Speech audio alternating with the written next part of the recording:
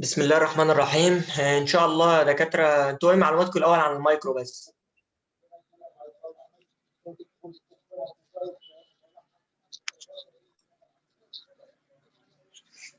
ما حد يتكلم كده يقول ايه معلوماتكم عن المايكرو؟ دي بس الله يعني دي ولا ايه؟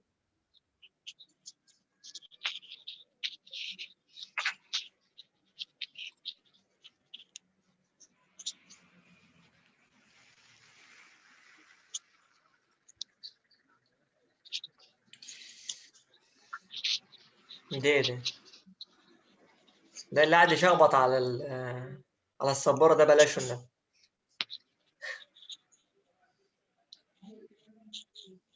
تمام يا دكاتره، كده نبدا ان شاء الله. احنا ان شاء الله زي بقى وبعدين الفيديو يا دكتور.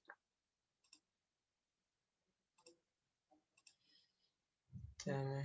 joining. تمام.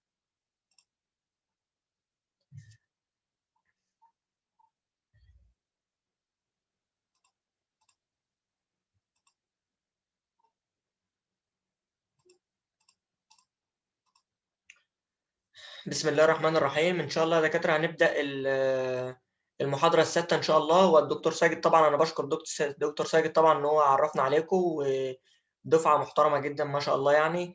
وان شاء الله نكون مع بعض في الميكروبيولوجي. والدكتور ساجد كلمني ان انتم محتاجين المحاضره 6 و7، واللي داخل في الميد ان شاء الله المحاضره 5 و6 و7. كده سامعين يا دكاتره؟ الصوت واضح؟ يا دكتور. تمام ماشي.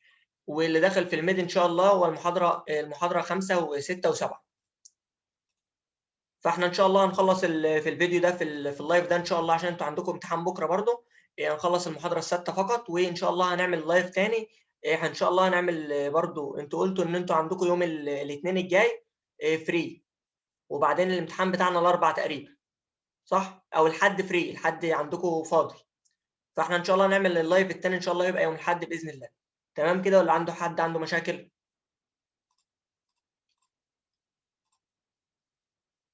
تمام ولا ايه؟ تمام يا دكتور، تمام. تمام. هنبتدي ان شاء الله في المحاضرة إن شاء الله. المحاضرة رقم 6. المحاضرة رقم 6 بتتكلم على الجرام بوزيتيف والجرام نيجاتيف كوكاي. يعني إيه كوكاي أصلا؟ كوكاي ديت يعني إحنا خدنا في الجنرال بكتيريولوجي إن البكتيريات بتتقسم عندنا 3 حاجات. الحاجة الأولى بتبقى عاملة كده، بتبقى شكل دايرة، دي اسمها كوكاي. الثانية اسمها شكل باسيلاي، شكل البسلة كده بتاعتنا اللي إحنا بنشوفها في البيت. باسيلاي اللي هي شكل عصبي، اللي هو الشكل ده. والشكل الثالث بيبقى كوكو باسيلاي. يعني ايه كوكو باسيلاي؟ يعني لا هي كوكاي ولا هي باسيلاي، حاجه في النص ما بينهم كده. كوكو باسيلاي دول اللي احنا اخدناهم. هنتكلم ان شاء الله في المحاضره ديت عن الكوكاي، والمحاضره رقم 7 ان شاء الله بتتكلم عن مين؟ عن الباسيلاي. طيب هنتكلم اول في حاجه في المحاضره دي ان شاء الله، بنتكلم على اي بكتيريا، بنتكلم على في السيستميك بكتيريا. انا عامل لك في الاول دي حاجه اسمها جنرال سكيم. يعني ايه جنرال سكيم؟ جنرال سكيم يعني حاجه عامه كده هنمشي عليها هتظبط لنا المحاضره كلها ان شاء الله مع بعضها. طيب الجنرال سكيم ديت بنتكلم عن الكوكاي والكوكاي على بعضها. الكوكاي دي بتتقسم حاجتين على حسب جرام ستين. جرام ستين ده عالم عندنا عمل صبغه اسمها جرام، ويقسم البكتيريات يا اما جرام بوزيتيف يا اما جرام نيجاتيف. خدنا في الجنرال بكتيريا ان الجرام بوزيتيف بتتصبغ باللون الفيوليت، باللون الازرق. امال الجرام نيجاتيف بتتصبغ بنشوفها تحت الميكروسكوب باللون الريد او اللون البينك. طيب الجنرال سكيم عن اي حاجه بناخد، لما بنتكلم عن اي بكتيريا بنتكلم عن المورفولوجي. يعني ايه مورفولوجي؟ يعني شكل البكتيريا بتاعتنا. شكل البكتيريا بتاعتنا بيتلخص في ايه؟ في 3 اس وكلمه مكه. 3 اس هم مين؟ هم الشيب. اول حاجه بنتكلم عن البكتيريا بنتكلم عن الشيب. تاني حاجه بنتكلم عن الستين. الستين اللي هي الصبغه، بتتصبغ يا اما بوزيتيف يا اما نيجاتيف. طيب تالت حاجه اسمها سبور. يعني ايه سبور؟ بتقدر تعمل تحوصل ولا لا. والتحوصل ده عشان تخلص منه في الميكرو كله طول حياتك، التحوصل دول بكتيريتين. بكتيريا ايه؟ بكتيريا اسمها بي اللي هي الباسيلس، والبكتيريا الثانيه اسمها الكوليستريديوم. والكوليستريديوم ده هندرسها المحاضره الجايه ان شاء الله. فلما اجي اقول لك السبور بتاعه الكوليستريديوم تقول لي سبورنج، بتكون سبور. طيب والمعلومات دي ممكن تكتبها ورايا. السبور في البكتيريات كلها هم البي والسي اللي هم الباسيلس والكوليستريديوم.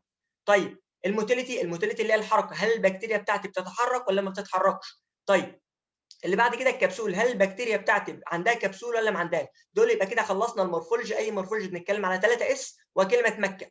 يبقى الاس الاولانيه هي الشيب بتاعنا المحاضره دي كلها يقول لك الشيب بتاعها تقول لي كوكاي، يعني دائريه، يبقى تقول لي الشيب بتاع اي حاجه هنا في المحاضره دي تقول لي كوكاي. طب تاني حاجه الجرام، على حسب الجرام يا اما بوزيتيف يا اما نيجاتيف. عندنا كام بكتيريا؟ 3، ستاف وستريبت ونايسيريا. الستاف والستريبت دول مين؟ دول جرام بوزيتيف، جرام بوزيتيف يعني بيبان تحت الميكروسكوب باللون الفيوليت. لو شفت بكتيريا تحت الميكروسكوب باللون الفيوليت يبقى انت قدامك يا جرام بوزيتيف يا اما ستاف يا اما ستريبت. طيب الجرام نيجاتيف هي النيسيريا، وهنقول النيسيريا بتتوزع في شكل ايه دلوقتي. طيب السبور هي عندنا السبور قلنا ما فيش حاجه منهم سبور، نون سبورنج كلهم ما عدا مين؟ البي والسي، هي الباسيلس والكوليستريديا. طيب الموتيليتي في حاجه ولا ايه يا دكاتره؟ الصوت واضح؟ يا دكتور. تمام. بعد كده الموتيليتي كل البكتيريات اللي موجوده اللي هندرسها في المحاضره دي نون موتايل، كلهم ما بيتحركوش. طيب الكبسول كلهم اول كابسوليتد، كلهم عندهم كبسول ما عدا بكتيريا واحده اسمها ستريبتوفيريدان، وستريبتوفيريدان طبعا بما انكم دكاتره اسنان فهي موجوده في الاورال كافيتي. طب الستريبتوفيريدان دي موجوده في الاورال كافيتي بتعمل ايه؟ بتعمل ديزيز في القلب اسمه سب اكيوت بكتيريال اندوكاردايتس. دي مهمه جدا بالنسبه لكم لان احنا لما بنخلع سنه عندنا الستريبتوفيريدان اللي موجوده في الاورال كافيتي اسمها بكتيريا فلورا، بتروح لمين؟ بتروح للصمام القلب وتعمل فيه بكتيريا الاندوكاردايتس، تعمل فيه مشكله في صمام القلب. تمام. بس الستريبتوفيريدان دي هي بكتيريا ضعيفه. يعني ايه ضعيفه؟ يعني ضعيفه يعني ما بتعملش مشكله في صمام القلب الا لما يكون صمام القلب عندنا بوروسيتك. يعني ايه بوروسيتك؟ يعني احنا عندنا صمام القلب ديزيز ده اصلا، في ديزيز اصلا. دي الستريبتوفيريدان هي الوحيده اللي هي نون كابسوليتد والباقي كابسوليتد. طيب الارينجمنت عندنا الستاف بتتجمع في شكل كلاسترز. يعني ايه كلاسترز؟ كلاسترز يعني في شكل عناقيد عنب. في شكل ايه؟ عناقيد عنب. طيب طيب الستريبت بتتجمع في شكل تشينز. يعني ايه تشينز؟ يعني في شكل حلقي، شكل حلقي. تعال ناخدهم كده مع بعض في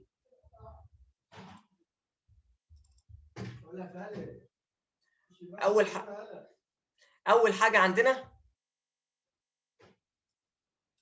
يبقى الستاف هتبقى متجمعه كده جنب بعضها في شكل ايه؟ في شكل كور. تعمل لي ايه؟ تعمل لي حاجه اللي هي اسمها ايه؟ جريب لايك ابيرنس. يعني جريب لايك ابيرنس يعني شكل عنقود العنب. طيب الثانيه الستريبت هتعمل لي عندنا خط كده. يعني من الاخر هتعمل لي خط كده. الخط ده اسمه ايه؟ تشينز، اسمها تشينز. يبقى دلوقتي البكتيريات عندنا بتتجمع في شكل ستاف اللي هي شكل الكلاستر، يا اما في شكل تشينز اللي هي مين؟ الستريب. طيب النيسيريا بتتجمع في شكل بيرز. يعني ايه بيرز؟ يعني ثنائيات. طيب في شكل ثنائيات اللي هي بيرز. طيب تمام جدا.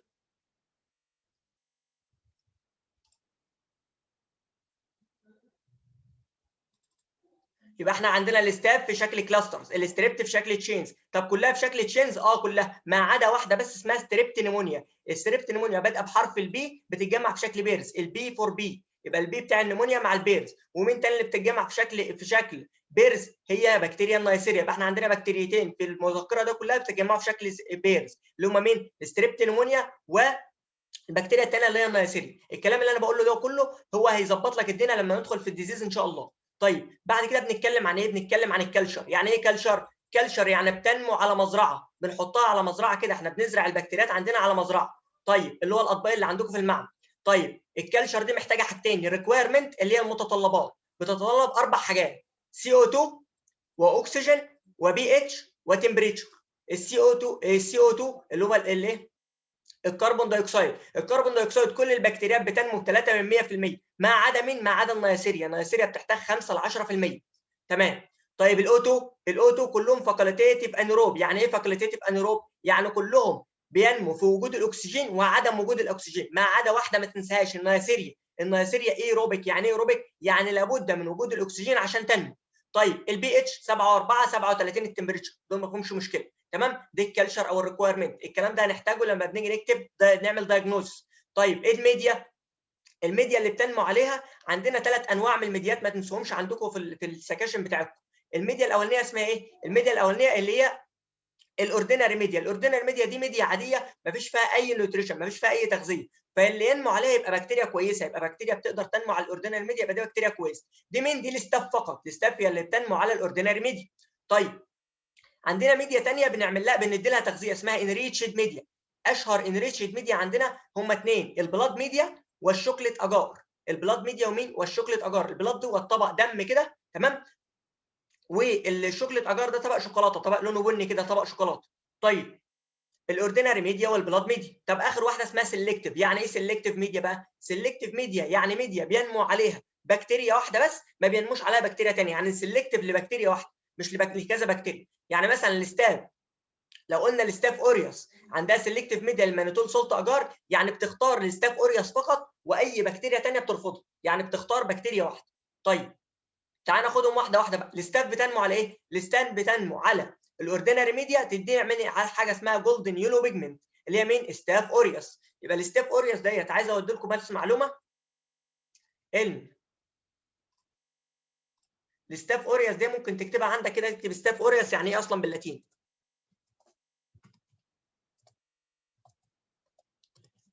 ستاف اوريوس، استافيلو كوكس اوريوس. يعني ايه ستافيلوكوكس اوريوس؟ ستاف يعني جريب اوف تشين. جريبس يعني ايه جريبس؟ بانش اوف، يعني بانش اوف جريبس. بانش اوف جريبس يعني ايه؟ بانش اوف جريبس يعني عنقود عنب. طيب كوكس لانها شكلها كوكاش. طب اوريوس لانها بتطلع بيجمنت اسمها جولدن يلو بيجمنت. جولدن يلو بيجمنت يعني شمس ذهبيه. البكتيريا دي بنسميها عندنا جولدن يلو بيجمنت، بكتيريا الشمس الذهبيه. يبقى الوقت ستافيلوكوكس اوريوس ستاف بانش اوف جريبس. بانش اوف جريبس يعني ايه؟ بانش اوف جريبس يعني عنقود عنب. كوكاي لانها بتتجمع في شكل دائري، تمام. جولدن يلو بيجمنت لانها بتطلع الاوردينري ميديا، بتطلع جولدن يلو بيجمنت، وده طبعا هنشوفه مع بعض دلوقتي. طيب اللي جايه هي البلاد ميديا. تنمو على البلاد ميديا تعمل حاجه اسمها بيتا هيموليسيس. البكتيريات تنمو على البلاد ميديا تعمل ثلاث حاجات، يا الفا هيموليسيس يا بيتا هيموليسيس يا جاما هيموليسيس. الفا هيموليسيس يعني بارشال هيموليسيس، يعني الطبق بيبان فيه لون اخضر. بيبان فيه لون ايه؟ اخضر. الله اكبر يا جماعه الاهلي كسب. بتنمو على ايه؟ بتنمو على البلاد ميديا تعمل الفا هيموليسيس يبان باللون الاخضر، الطبق عندي يبان فيه حته خضراء. طب بيتا هيموليسيس تعمل كومبليت هيموليسيس. يعني ايه كومبليت هيموليسيس؟ يعني الطبق بيبان ابيض في حته بيضاء خالص شفافه. طيب جاما هيموليسيس يعني مفيش هيموليسيس. طب البلاد الستايف بتنمو على البلاد تعمل ايه؟ تعمل بيتا هيموليسيس. البلاد تنمو وتعمل بيتا هيموليسيس. طب السلكتيف ميديا، السلكتيف ميديا تحفظها له زي اسمك، هي المانيتول سولت اجار. طب ايه المانيتول والسولت؟ بتعمل فيرمنتيشن لسكر اسمه المانيتول. طب هتقول لي ايه فايده السولت؟ ايه فايده الملح؟ الملح بيمنع نمو اي بكتيريا ثانيه غير الستاف اوريوس على الطبق ده. يبقى تعمل لي مانيتول سولت اجار بتنمو وتعمل لي لون اصفر، لون اصفر.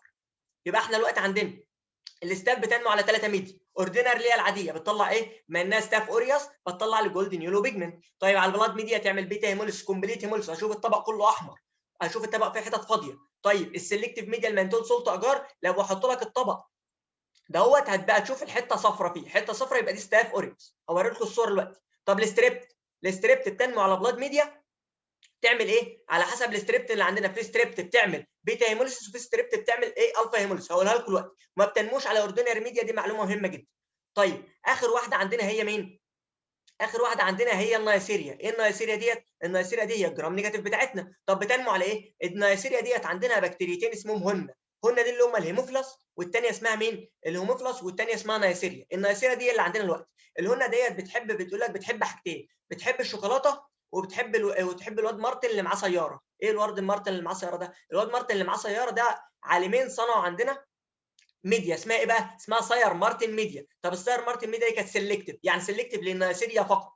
طيب الشوكليت اجار، الشوكليت اجار ده طبعا عندكم في المعمل لونه بني، بتنمو عليه برضه، يبقى بتحب الشوكولاته. والواد مارتن اللي معاه مين؟ اللي معاه سياره. طب اوردينري ما تنموش، الاوردينري ما تنموش لان البكتيريا محتاجه تغذيه. في مشكله يا جماعه في السكيما دي؟ فاهمين حاجه ولا ايه؟ انتوا معانا ولا فصلتوا ولا ايه؟ ولا بتحتفلوا بالفوز ولا ايه؟ مع حضرتك يا دكتور. طيب تمام. يبقى الوقت السكيما بتاعتنا نعيدها تاني. المورفولوجي هنتكلم في 3 اس وكلمه مكه. في المورفولوجي اي حاجه في المحاضره دي كوكاي، واي حاجه جرام بوزيتيف ما عدا مين؟ النيسيريا هي جرام نيجاتيف. طب السبور هم لا سبور، لا بيكونوا سبور ولا مطايب.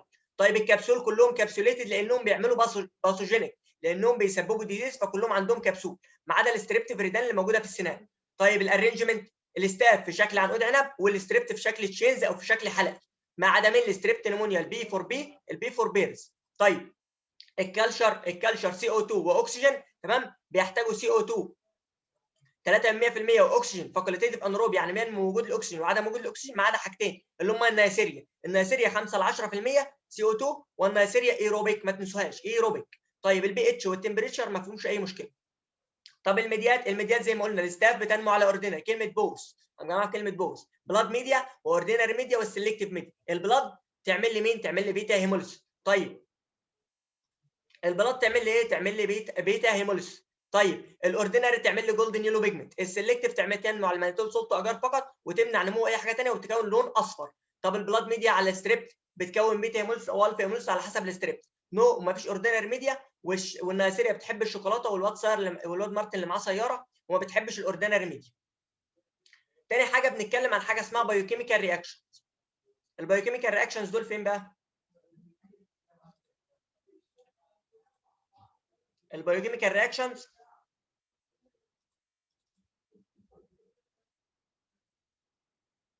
موجوده عندنا في الصوره اللي عندنا دي. البايوكيميكال رياكشن بتاع الجرام بوزيتيف كوكاي يا اما تبقى كاتاليز بوزيتيف يا كاتاليز نيجاتيف. احنا دلوقتي عندنا الجرام بوزيتيف كوكاي مين؟ يا ستاف يا ستريبت. نفرق الستاف عن الستريبت ازاي؟ نعمل تيست عندنا اسمه كاتاليز تيست. الكاتاليز تيست ده لو طلع بوزيتيف يبقى دي ستاف، طب لو طلع نيجاتيف تبقى دي ستريبت. ده اول تيست عندنا. يبقى التيست ذات بيفرق لي الستاف عن الستريبت اسمه كاتاليز. لو طلع بوزيتيف يبقى احنا بنمشي في سكه الستاف، طب لو طلع نيجاتيف يمشي في سكه الستريبت. طيب الكاتاليز ده بيعمل ايه؟ الكاتاليز ده انزيم بيطلع عن طريق البكتيريا بتطلعه. طب الانزيم ده بيعمل ايه؟ بيكسر، بنحط ماده اسمها H2O2 اللي هي ميه الاكسجين، يكسرها لي يحولها لميه واكسجين. يبقى في الاخر كده هنلاقي في الشريحه اللي عندنا فقاقيه. هنلاقي فيها ايه؟ فقاقيه. لو لقينا في الشريحه فقاقيه يبقى دي كاتاليز بوزيتيف. يبقى انت اوريدي انت فين؟ في سكه الاستاف، يبقى انت ستافيلوكوكاي. طيب الاستاف ثلاث انواع: استاف اوريوس، ابيديرميدس، استاف سابروفيتيكس. اوريوس، ابيديرميدس، سابروفيتيكس. الاوريوس دي بكتيريا الشمس الذهبيه، هي دي اهم واحده عندنا. ده كواجوليز بوزيتيف، يبقى عندها كواجوليز، بتعمل كواجوليز بوزيتيف.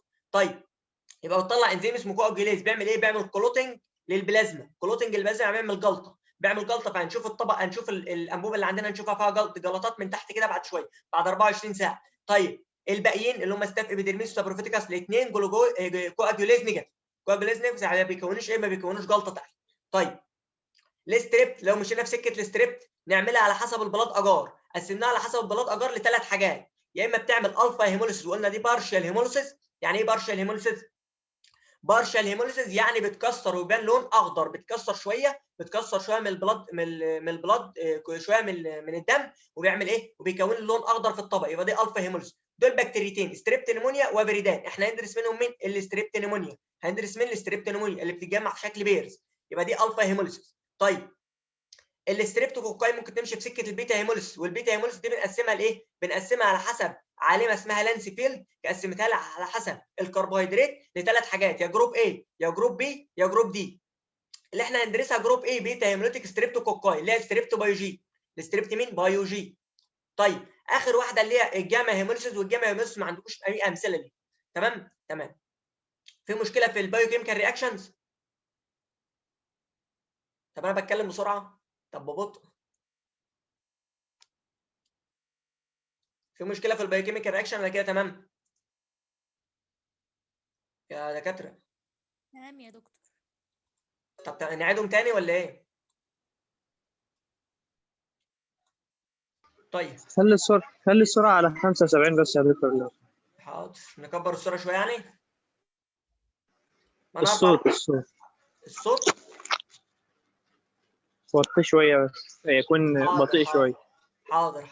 ما الصوت يعني ماشي، ما بتقلش، شكلك زملكاوي ولا ايه؟ ماشي، هعمل لك الصوت على 75. حاضر.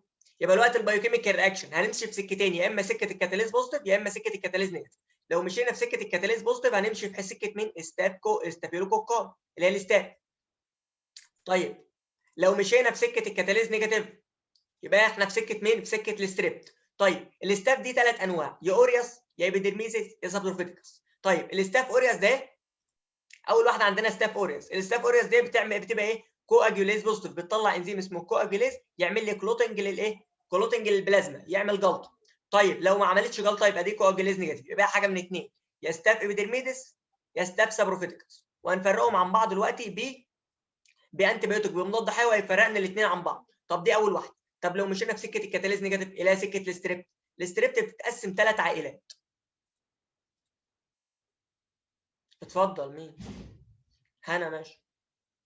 حاضر حاضر، ما انا هتكلم بالراحه والله. حاضر معلش، اصل انا واخد على الشرح بتاع طب. معلش اصل لسه الاهلي كسبان والواحد عنده باور كويس يعني. خلاص وادي تمام. للشاشة يا دكتور، معلش هنا عادل ايه؟ الشاشة أو الصفحة هي معوجة. الصفحه مش باينه ولا ايه؟ هي الصوره لا اللي متصوره كده يعني. هي كده يعني تمام. تمام. يبقى دلوقتي البايوكيميكال رياكشن نقولهم تاني. لو مشينا في سكه الاستاف يبقى احنا كاتاليز بوزيتيف. لو مشينا في سكه الستريبت يبقى احنا كاتاليز نيجاتيف. طيب لو مشينا في سكه الستريبت دي 3 انواع، يا اما الفا هيموليسيس بتنمو على البلاد اجار وتبقى الفا هيموليسيس بتعمل ايه؟ بارشال هيموليسيس، يبقى تكسير بسيط نعمل لون ايه؟ لون اخضر. طب بيتا هيموليسيس بتعمل كومبليت هيموليسيس. يعني ايه كومبليت هيموليسيس؟ يعني بتكسر الطبق كله وبتظهر حته فاضيه في الطبق. لو لقينا حته فاضيه في الطبق يبقى دي بيتا هيموليسيس. طب الجاما هيموليسيس نو هيموليسيس، مفيش اي تكسير. طيب الالفا هيموليسيس هندرس فيهم مين؟ هندرس فيهم الستريبت نيمونيا. الستريبت مين؟ نيمونيا، اللي بتتجمع في شكل بيرز، في شكل ثنائيات. طيب الستريبت فيريدان دي قلنا اللي بتبقى موجوده في السنان وبتعمل سب اكيوت بكتيريال اندوكاردايتس. طيب اللي بعد كده، الجزء اللي بعد كده هو مين؟ البيتا هيموليسيس. البيتا هيموليسيس 3 بكتيريات بنقسمهم على حسب اللانسفيلد كلاسيفيكيشن. انا لسه هعيد الكلام ده دكاتره تاني وانا بشرح المحاضره اصلا. طيب اللانسفيلد كلاسيفيكيشن ده علامه اسمها لانسفيلد، قسمته لها على حسب الكربوهيدرات. قسمتها لثلاث حاجات، جروب A وجروب بي وجروب دي. هم المفروض 18 مجموعه من A ليو، بس اللي احنا بنهتم بيهم 3، A وبي ودي. طيب هندرس فيهم مين؟ جروب A بيتا هيموليتيك ستريبتوكوكاي. اسمها الثاني مين؟ اسمها الثاني ستريبت بايوجين. دول اللي احنا هندرسه في المحاضره دي ان شاء الله.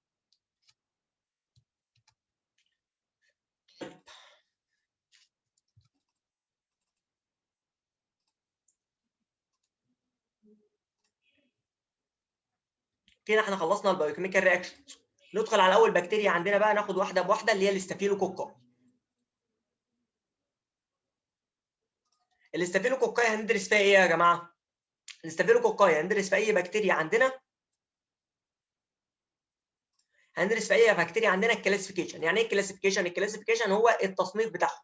الاستافيلوكوكاي 3 بكتيريات. كام بكتيريا؟ 3، ستاف اوريوس وستاف ابيديرميتيس وستافروفيتكس. طب بنقسمهم على حسب مين؟ على حسب الكواجيوليز. قلنا الاستاف كلها كاتاليز بوزيتيف. كاتاليز ايه؟ بوزيتيف. طيب هنقسمهم على حسب مين؟ على حسب الكواجيوليز. قلنا في كواجيوليز بوزيتيف بيعمل كلوتنج وفي كواجيوليز نيجاتيف. طب الكواجيوليز بوزيتيف هي مين؟ بكتيريا واحده هي ستاف اوريوس. طب الكواجيوليز نيجاتيف هي الستاف ابيديرميديس او الستاف سابروفيتكس. والاثنين نورمال فلورا. يعني ايه نورمال فلورا؟ يعني بيعيشوا ثابتين في الجسم كويسين، ما بيعملوش اي ديزيز. طيب دولت الستاف ابيديرميديس وستاف سابروفيتكس. طب بناخد تاني حاجه ايه؟ بناخد المورفولوجي اللي احنا لسه قايلينه فوق، هنعيده تاني هنا. طب المورفولوجي عباره عن ايه؟ المورفولوجي بقى قولوا، حد فيكم يقولوا بقى المورفولوجي يا جماعه، حد يقولوا من السكيما.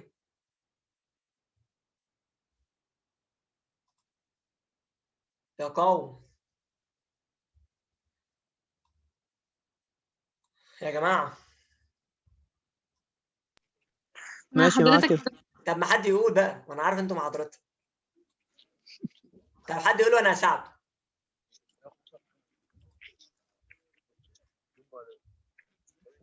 طب الشيب بتاع البكتيريا بتاعته الاستافيلوكوكاي ايه؟ شكلها ايه؟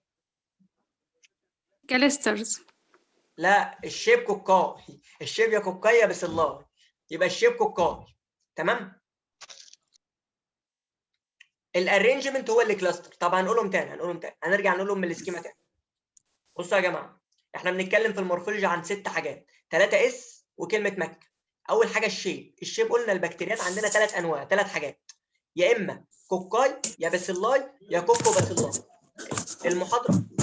المحاضره دي كلها كام؟ المحاضره دي كلها كوكاي. الصوت بس يا جماعه اللي فتح المايك. المحاضره دي كلها ايه؟ كلها كوكاي. يعني هسالكم على اي شيب من دول تقول لي كوكاي، في مشكله؟ طب تاني حاجه الستين على حسب جرام ستين، يا اما بوزيتيف ايجابيه يا سلبيه نيجاتيف. طب البوزيتيف هي مين؟ الستاف والستريبت. اول 7 8 صفح كده اقول لكم الستاف والستريبت، تقول لي الستين بتاعتهم ايه؟ جرام بوزيتيف. مفيش جرام نيجاتيف في المحاضره ديت الا النيسيريا. طب اللي بعد كده السبور. السبور دي اللي هي مين بتكون سبور؟ مفيش بكتيريا في اللي انتوا هتدرسوه من السنه دي خالص فيها سبور الا واحده بس اللي هي الكوليستيريديوم، يبقى اللي عندها سبور. طيب الموتايل مفيش حاجه في المحاضره دي بتتحرك، كلهم نون موتايل ما بيتحركوش. طب الكبسول اللي عليها من بره كلهم عليهم كبسول ما عدا الستريبتوفيريدات.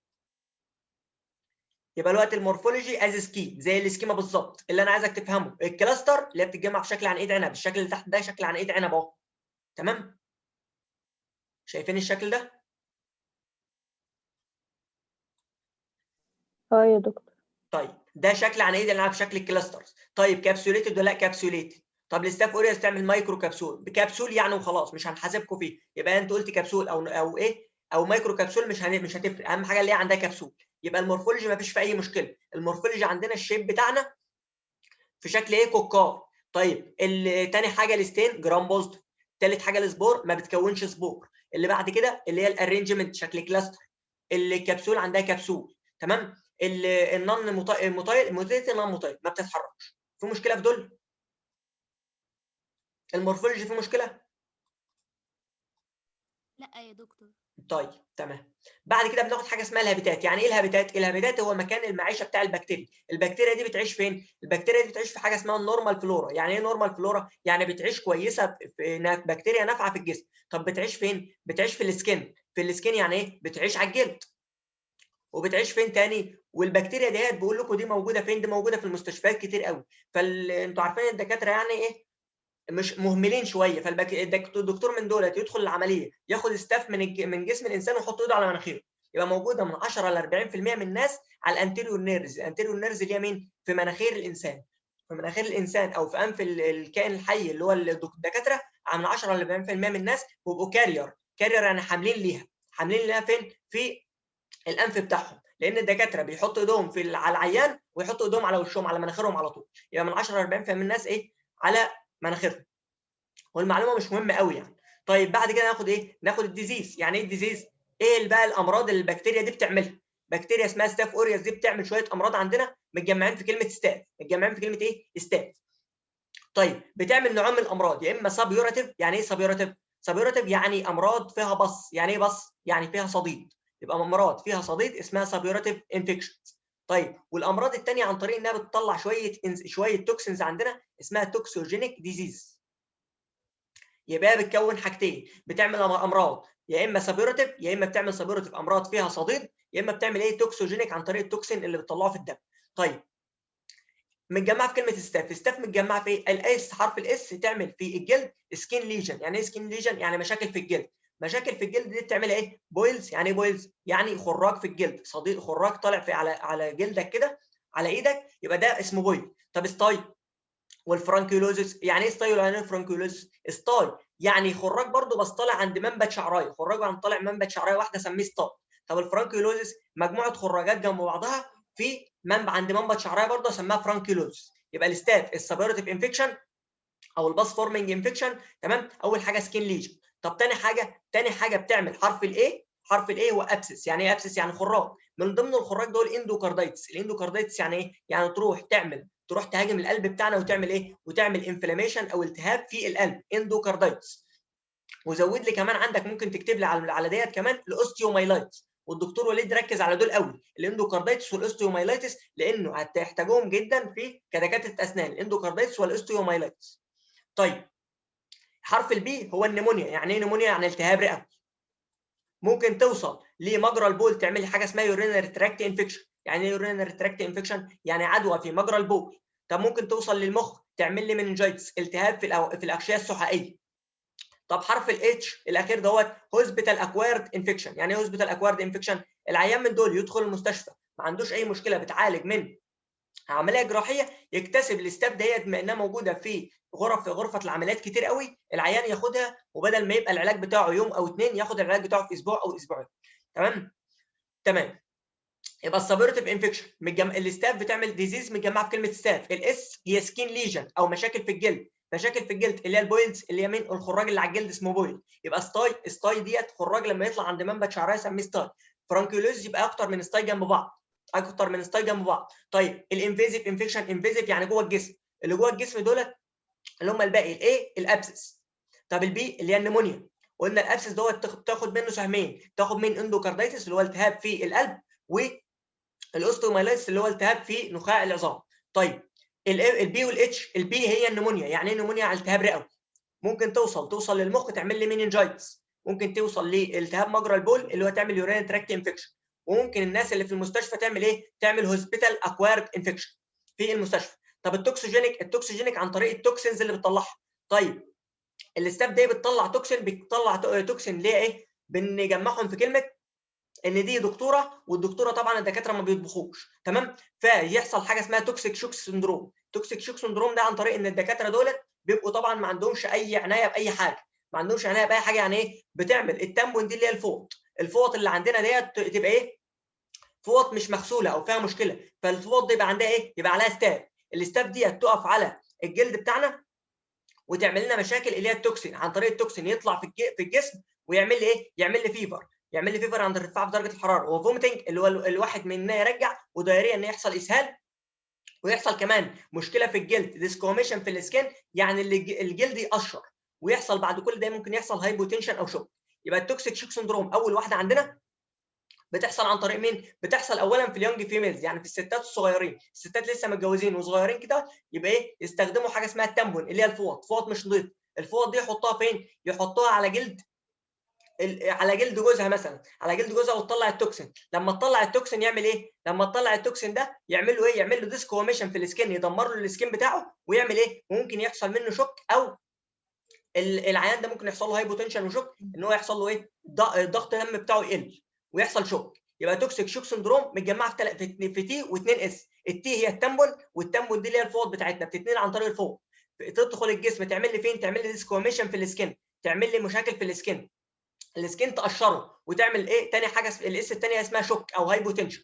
طيب الثانيه فود بويزنينج. طب الفود بويزنينج عن طريق مين؟ عن طريق انها بتطلع توكسين عندنا اسمه انتيروتوكسين. يعني ايه انتيروتوكسين؟ يعني سم بيروح للامعاء. سمه بيروح فين؟ للامعاء. طب السم ده بناكله فين؟ ده برضه عن طريق الدكاتره ناس مهمله فما بيطبخوش، فبيجوا من بره، بيجيبوا منتجات البان من بره. منتجات الالبان يبقى فيها الاستاف، يبقى على الاستاف ده تخش جوه الجسم، تعمل لي ايه؟ تعمل لي انتيرو، تعمل لي ايه؟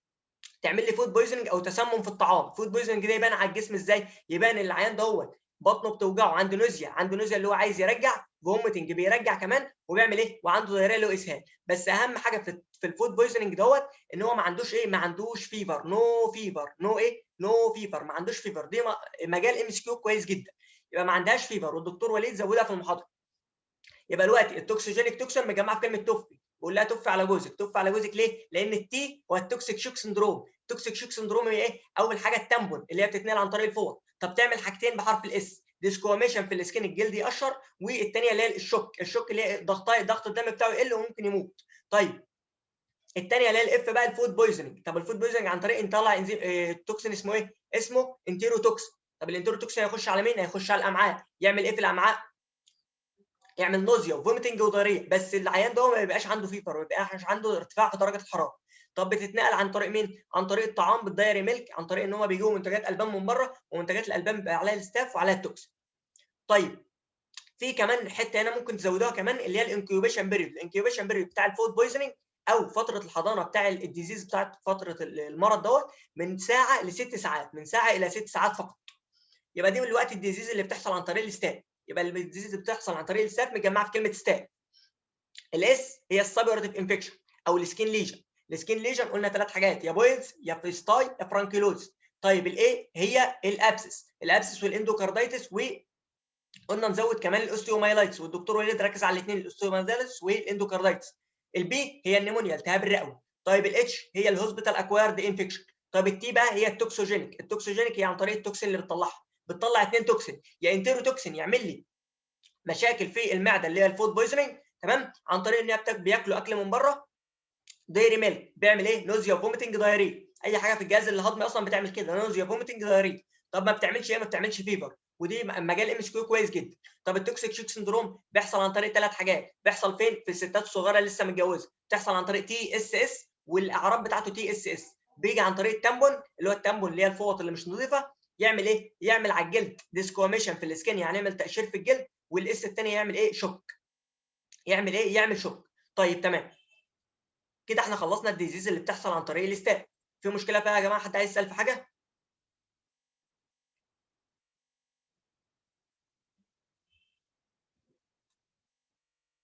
حد عايز يسال في حاجه يا جماعه ولا ايه؟ دكاتره انتوا نمتوا ولا ايه؟ تمام يا دكتور. عايزين تسالوا في حاجه؟ طب واضح الكلام كده ولا الريتم سريع ولا ايه؟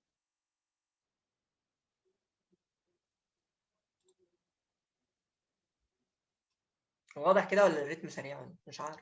لا تمام كده، طيب تمام. واضح كده تمام.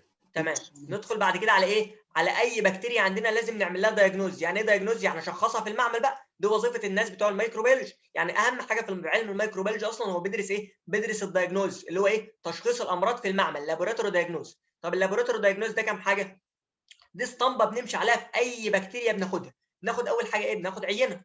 اول حاجه ناخد سامبل عينه. طب ناخد العينه دي نعمل فيها ايه؟ ناخد العينه نعمل حاجه اسمها دايركت فيلم. يعني ايه دايركت فيلم؟ يعني نجيب شريحه كده اهو، ونحط عليها مين؟ ونحط عليها البكتيريا، ونشوف المورفولوجي بتاع البكتيريا. المورفولوجي اللي احنا لسه قايلينه من شويه اللي هو مين؟ جرام بوزيتيف، كوكاي، ارنجت في كلاسترز، مش عارف ايه. لو شفنا يبقى احنا شخصنا. طيب كويس تمام. ثالث حاجه اللي هي الكالشر. لو الدايركت فيلم مش ما عرفناش نشوف تحت الميكروسكوب، ناخدها على طبق من بره ونعمل لها مزرعه. نجيب طبق بره كده في المعمل ونعمل لها مزرعه. المزرعه بتعمل ايه؟ بتكتر البكتيريا، بتعمل كولونيز، مستعمرات. طب المستعمرات ده اجيب جزء منها واشوفها تحت الميكروسكوب، فبالتالي هقدر اشوف كويس. يبقى دي ثالث حاجه بعملها اللي هي الكالشر. طب بعد كده بيقول لك الميديات اللي عندنا بقى اللي هي الاكزامينشن للكولونيز. الكولونيز اللي تطلع اعمل لها ايه؟ اشوف حاجتين فيه. هشوف في الفيلم تحت الميكروسكوب، وهشوف ايه؟ وهشوف البايوكيميكال رياكشنز المميزه ليه. طيب يبقى اي اكزامينشن للكولونيز تكتب لي فيه حاجتين. تكتب لي فيه الفيلم هيعمل ايه؟ شو مورفولوجي از بيفور زي ما كتبنا قبل كده. طب البايوكيميكال رياكشنز هي التفاعلات اللي بتحصل اللي احنا لسه قايلينها من شويه، اللي هي كانت الصوره بتاع البايوكيميكال رياكشن. طب اخر حاجه اسمها انتي ميكروبيال سسبتابيلتي. يعني ايه؟ يعني الحساسيه للمضادات الحيويه. بنعمل ايه في ديت بقى؟ بنجيب طبق كده وبنحط عليه البكتيريا، وبنرمي على الطبق مضاد حيوي. بنرمي عليه ايه؟ مضاد حيوي. طيب المضاد الحيوي اللي احنا رميناه ده بنعرف اذا كان المضاد الحيوي ده سنسيتيف يعني حساس هيموت لي البكتيريا، ولا ريزيستنس. يعني ايه ريزيستنس يعني هيحصل منه مقاومه ومش هيعمل لي اي مشكله. طب بنعرفها منين؟ بنعرفها ان البكتيريا طلعت كولونيز زي دي كده. لو حصل زون اوف انهبيشن في حته فاضيه كده يبقى دي ايه؟ يبقى دي سنسيتيف. طب لو حصل البكتيريا ما دمرتش حاجه والكولونيز فضلت موجوده يبقى دي ايه؟ يبقى دي ريزيستنس. وهنفرق ما بينهم دلوقتي في الصور لما ناخد المحاضره كلها ان شاء الله. هفرق لكم كل ده بالصور باذن الله. طيب كويس جدا. يبقى دلوقتي اللابوراتوري دايجنوز حاجات محفوظه. اول حاجه لو جالك سؤال اصلا في النظري، سؤال لابوراتوري دايجنوز وانت ما انت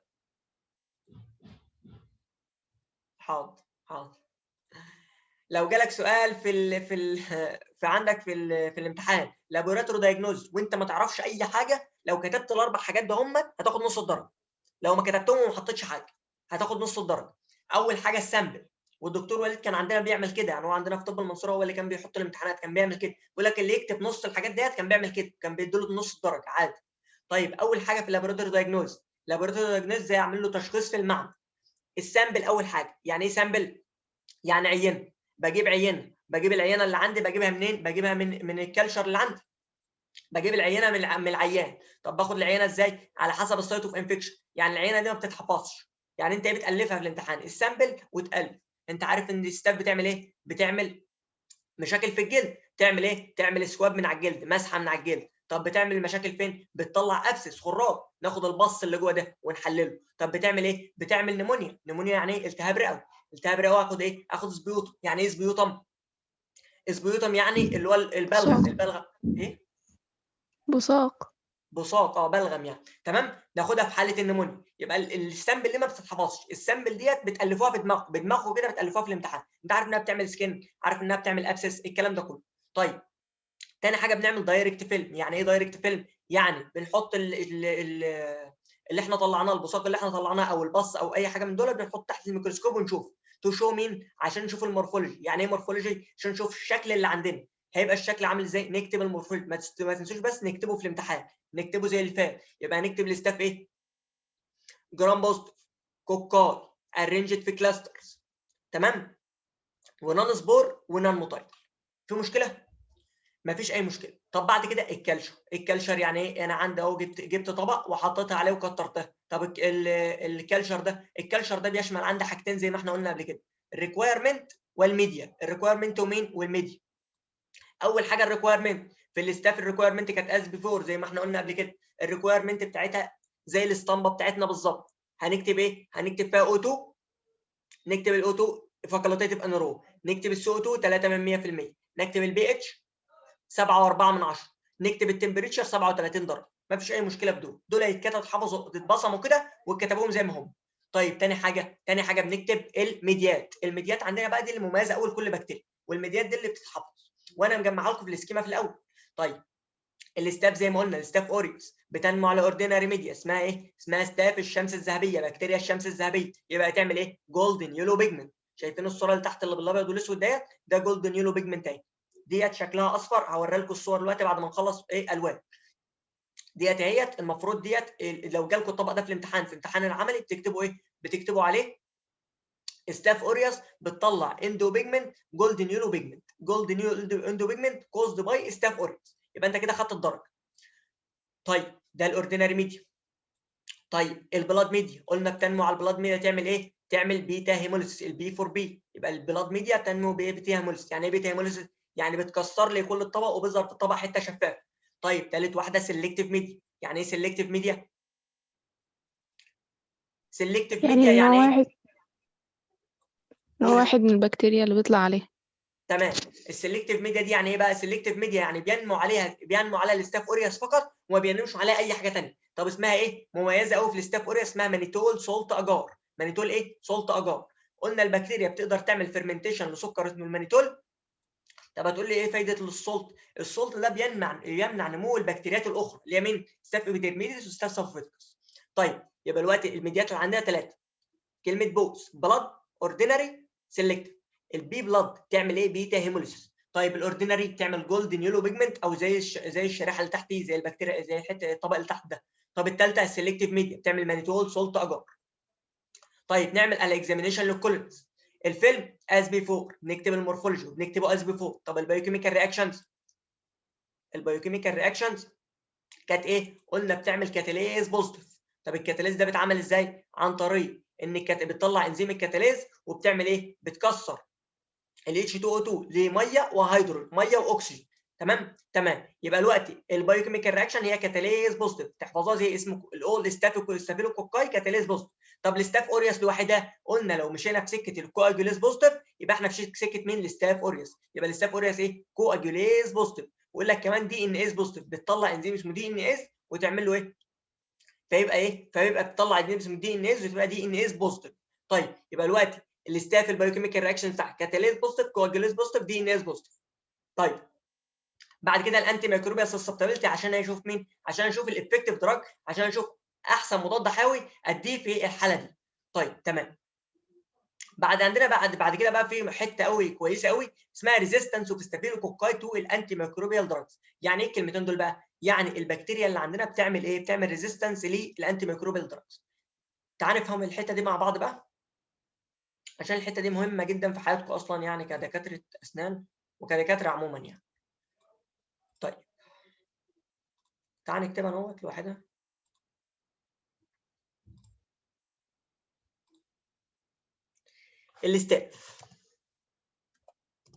الاستاف اوريوس ديت كانت بتتعالج في اول ما عالجناها خالص، عالجناها بحاجه اسمها البنسلين. عالجناها بحاجه اسمها ايه؟ بنسلين. البكتيريا دي لما اتعالجت بالبنسلين طلعت انزيم اسمه بنسلينيز. طلعت انزيم اسمه ايه يا جماعه؟ بنسلينيز. طيب لما طلعت انزيم اسمه البنسلينيز، البنسلين دلوقتي ما عادش بيجيب معاه ما عادش بيجيب معاه حاجه، فعالجناها بحاجه اسمها بنسلينيز ريزيستنت بنسلين. بنسلين بيقدر يقاوم انزيم البنسلينيز، اسمه ايه الثاني؟ اسمه ميزيسيلين. ميزيسيلين.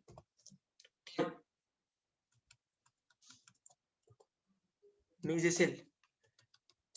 طب البكتيريا عملت ريزيستنت من الميزيسيلين ده، سميناها ايه؟ سميناها ميرسا. يعني ايه ميرسا؟ يعني ميزيسيلين ريزيستنت ستاف اوريوس، يعني البكتيريا ستاف اوريوس اللي بتعمل مقاومه للميزيسيلين، ميزيسيلين ريزيستنت ستاف اوريوس. طيب تمام. عالجناها بمين؟ عالجناها بالفانكومايسين. بالفانكومين؟ فانكومايسين مضاد حيوي برضه، فانكومايسين. طيب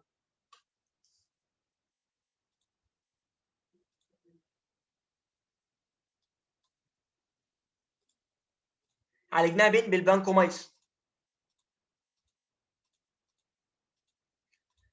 طيب لما عملت ريزيستنت بالفانكومايسين سميناها ايه؟ سميناها فايسا وفيرسا.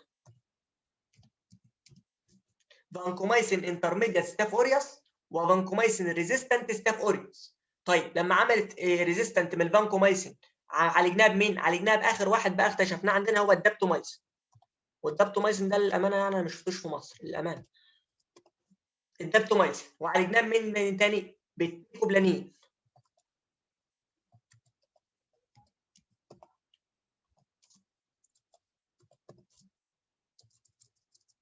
وعالجناها باخر حاجه مين؟ السيفترولين. طب السيفترولين ده من عائله مين يا جماعه؟ السيفترولين من عائله ايه؟ ايه؟ مش فاهم، مش سامع. السيل وول الفايف. لا سيل وول بس بيشتغل على فين؟ بتاع السيل وول انهبيتور. فيفث جينيريشن سيفالوسبور، صح كده؟ تقصدي كده ولا ايه؟ تقصدي ايوه، ما فيفث؟ انا قلت كده. تمام صح. ده السيفترولين ده فيفث جينيريشن سيفالوسبور، ومش موجود في الصيدليات برضه، مش موجود الا في غرف العمليات بس. تمام في العنايه المركزه بس، في الاي سي يو. يبقى ريزيستنت للستافيلوكوكاي مهمه جدا. اول حاجه كان عندنا هوسبيتال سترينز اسمها ايه؟ اسمها ستاف، عملت ريزيستنس للانتي بيوتيك. طيب سميناها ايه؟ سميناها ميرسا، لانها عملت ريزيستنت من الميزيسيلين، سميناها ميرسا. ميزيسيلين ريزيستنت ستاف اوريوس. عالجناها بمين؟ عالجناها بالفانكومايسين. الفانكومايسين عمل منها ريزيستنس، عالجناها بمين؟ عالجناها بمين؟ عالجناها بالدابتومايسين والتيكوبلانين والسيفتورلين. ودي كلها مواضع اسئله ام اس كيو. في مشكله يا جماعه في الاستاف؟ في مشكله في الاستاف اوريوس؟ حد عايز فيها حاجه؟ يا دكتور. تمام اتفضل. صوت بيقطع. صوت بيقطع يا دكتور.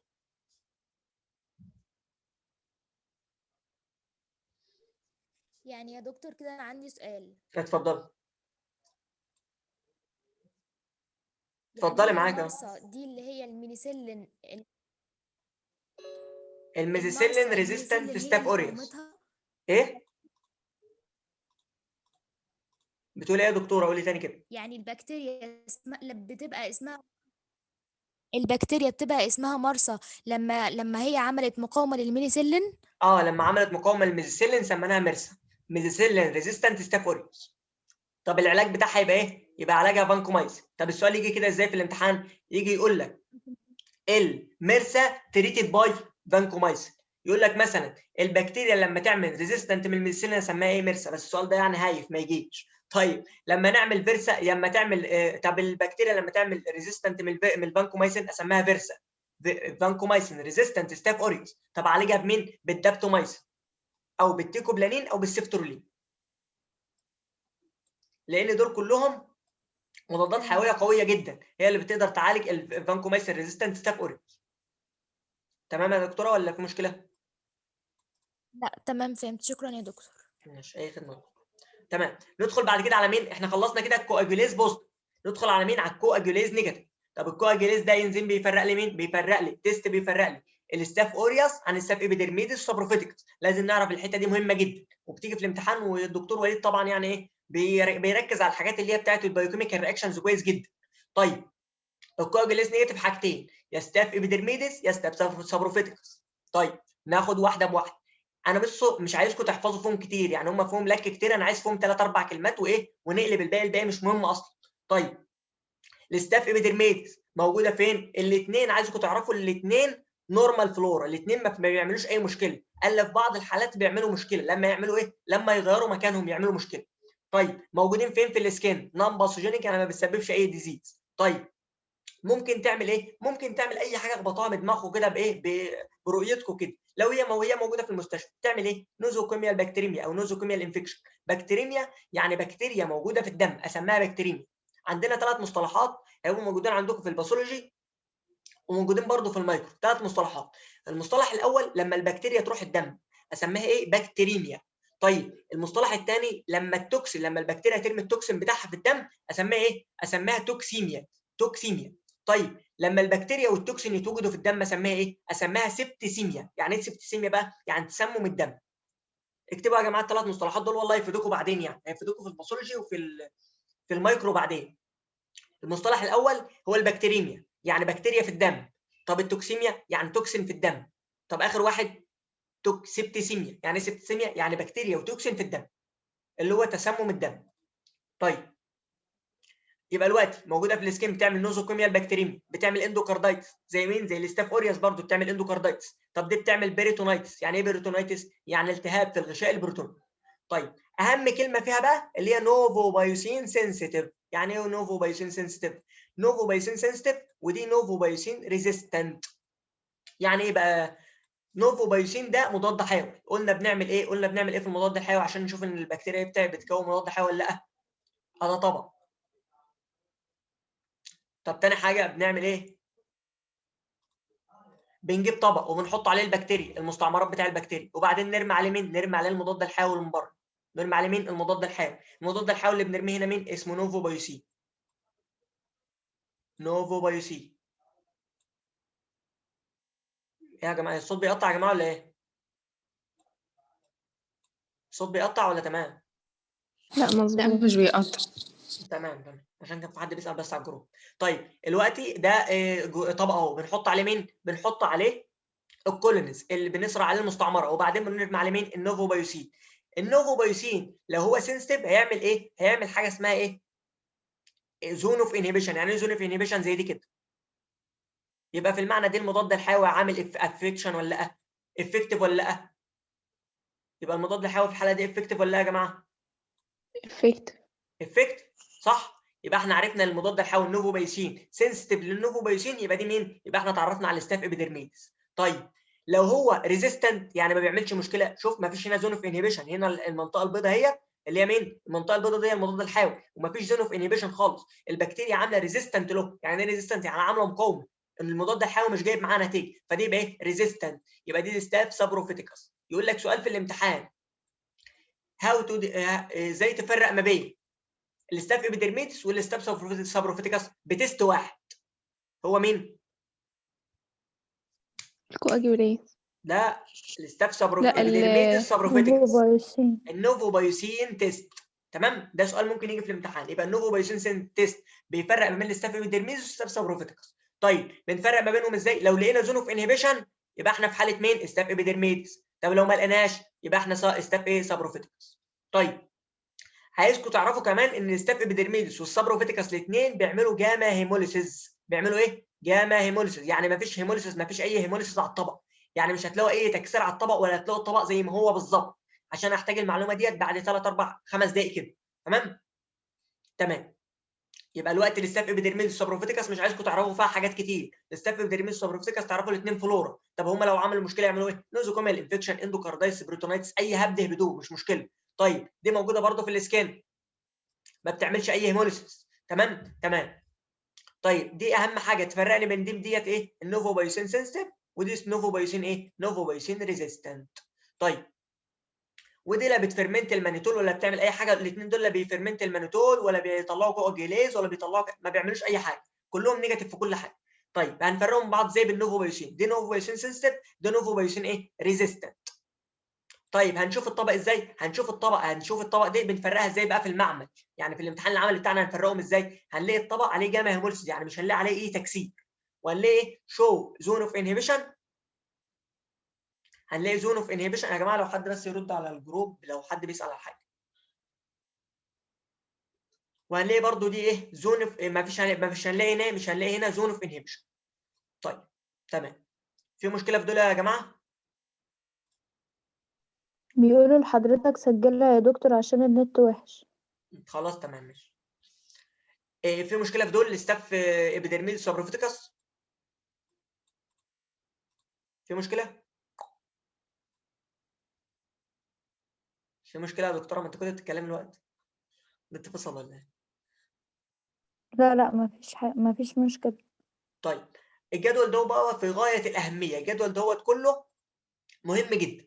طيب الجدول ده بيفرق لي مين؟ بيفرق لي الستاف اوريوس عن الابيدرميس عن السوبروفيتيكس. مش هتحفظوه انتوا، بس هتفهموه، هتقولوا له حاجه واحده، ان الستاف اوريوس فيها كل حاجه بوزيتيف، فيها كل حاجه بوزيتيف، والستاف ابيدرميس سوبروفيتيكس فيها كل حاجه نيجاتيف. تمام ما عدا تيست واحد بس اللي هو مين؟ النوفو بايوسين، الريزيستنت للنوفو بايوسين. الريزيستنت للنوفو بايوسين هو مين؟ اللي ريزيستنت للنوفو بايوسين يا جماعه؟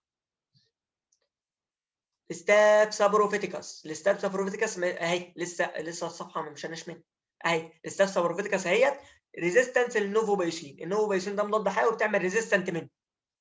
طيب يبقى ما فيش زون اوف انهبيشن. طب هنا ده في زون اوف انهبيشن، عشان ده التيست الوحيد اللي هيفرق لي مين عن مين؟ ده اللي هيفرق لي الستاف ابيدرميدس عن الستاف سابروفيتيكس، وممكن تكتبوا السؤال ده عندكم.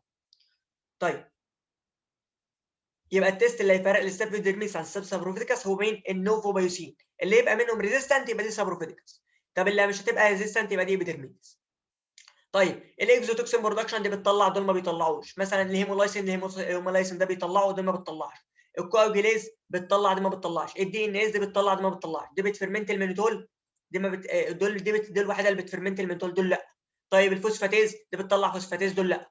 دي حاجات هي بتطلع انزيمات هي بتطلعهم، فالوحيده اللي بتطلعهم وبتعمل باثوجينيك مين؟ هي الستاف اوريوس. طب الاثنين التانيين دول في حالهم ما بيعملوش اي حاجه. الوحيده اللي بتعمل مشكله كمان هي ريزيستنت النوفو بايسين، هي ستاف سابروفيتيكس. طيب كده يا جماعه احنا خلصنا الاستاف. حد عنده اي مشكله في الاستاف او اي سؤال؟ طب الشرح سريع نهايه حاجه؟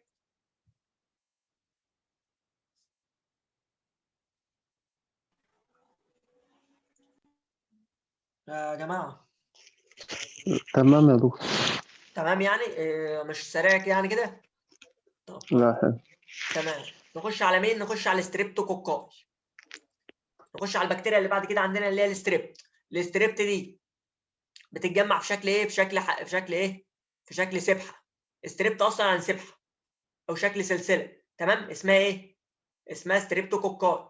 بتتجمع في شكل تشينز، هتلاقي كور جنب بعضها كده تتجمع في شكل حلقه. طيب بنقسمها ازاي؟ بنقسمها على حسب حاجتين، يا اما اول حاجه على البلاط اجار، بنقسمها على حسب نموها على البلاط اجار. طب بتنمو على البلاط اجار تعمل ايه؟ تعمل حاجه من ثلاثه، يا الفا هيموليسيس. الفا هيموليسيس يعني ايه؟ يعني بارشال هيموليسيس. يعني ايه بارشال هيموليسيس؟ يعني بيكون في الطبق لون اخضر، في الطبق ايه؟ لون اخضر. طيب البيتا هيموليسيس هي الكومبليت هيموليسيس، يبقى في حته في الطبق فاضيه، بتكسر الطبق كله وبتبقى ايه؟ حته في الطبق فاضيه. طيب الجاما هيموليسيس هي مفيش اي هيموليسيس، مفيش اي تكسير. طيب بنقسمهم على حسب دي. اللي يهمني في دومت واحده بس، اللي هي مين؟ الستريبت بايوجين. الستريبت مين؟ بايوجين. في البيتا هيموليسيس هندرس الستريبت بايوجين. طيب في الالفا هيموليسيس هندرس واحده بس اللي هي الستريبت نيمونيا. الستريبت مين؟ نيمونيا. قلنا بتتجمع في شكل بيرز، في شكل ثنائيات. طيب دي اول حاجه عندنا، اول كلاسيفيكيشن عندنا. طب الكلاسيفيكيشن الثاني على حسب سيرولوجي. يعني ايه سيرولوجي؟ سيرولوجي ده عندنا كلمه سيرولوجي يعني تحليل دم. يعني ايه تحليل دم؟ مش فاهمين اي حاجه. طيب السيرولوجي دوت يعني ايه؟ يعني البكتيريا ديت بعتبرها انتيجين، بعتبرها ايه؟ انتيجين. ويطلع لها في الجسم، بيطلع لها في الجسم ايه؟ بيطلع لها في الجسم اكيد انتي بودي، جسم مضاد. الجسم المضاد اللي هيطلع لها دوت، انا عارف ان كل بكتيريا من دولت بيطلع لها انتي بودي معين. فانا لو عايز اتعرف على البكتيريا دي هي من النوع ايه؟ من النوع مثلا هل هي جروب ايه بيتا هيموليتيك ستريبتوكوكاي، هي جروب بي، هل هي جروب سي، هل هي جروب دي، هجيب البكتيريا بره وارمي عليها المضاد الحيوي اللي انا الجسم المضاد اللي انا مصنعه عندي بره. طب بعد ما ارمي عليها الجسم المضاد بره، لما ارمي عليها الجسم المضاد لو تفاعلت معاه، يبقى دي مين؟ يبقى ديت هي البكتيريا. طب لو ما تفاعلتش، لو ما حصلش اجلوتينيشن، يبقى دي مش البكتيريا. دي حاجه عندنا اسمها السيرولوجي. اسمها ايه السيرولوجي؟ طيب السيرولوجي ده مين اللي بقسمه؟ قسمها عالمه اسمها لانسفيلد. العالمه دي اسمها لانسفيلد، عمل تقسيمه عندنا اسمها لانسفيلد كلاسيفيكيشن. اهم حاجه في اللانسفيلد كلاسيفيكيشن ان هي قسمتهم على حسب الكبسول، على حسب الكربوهيدرات اللي موجود في الكبسول. على حسب مين؟ الكربوهيدرات. بيزد على الكربوهيدرات انتي. اهم كلمه في الام سي كيو هنا يقول لك لانسفيلد كلاسيفيكيشن مبني على ايه؟ مبني على التقسيم على حسب الكربوهيدرات. طيب قسمتهم على حسب الكربوهيدرات ليه 18 نوع. كم نوع؟ 18 نوع.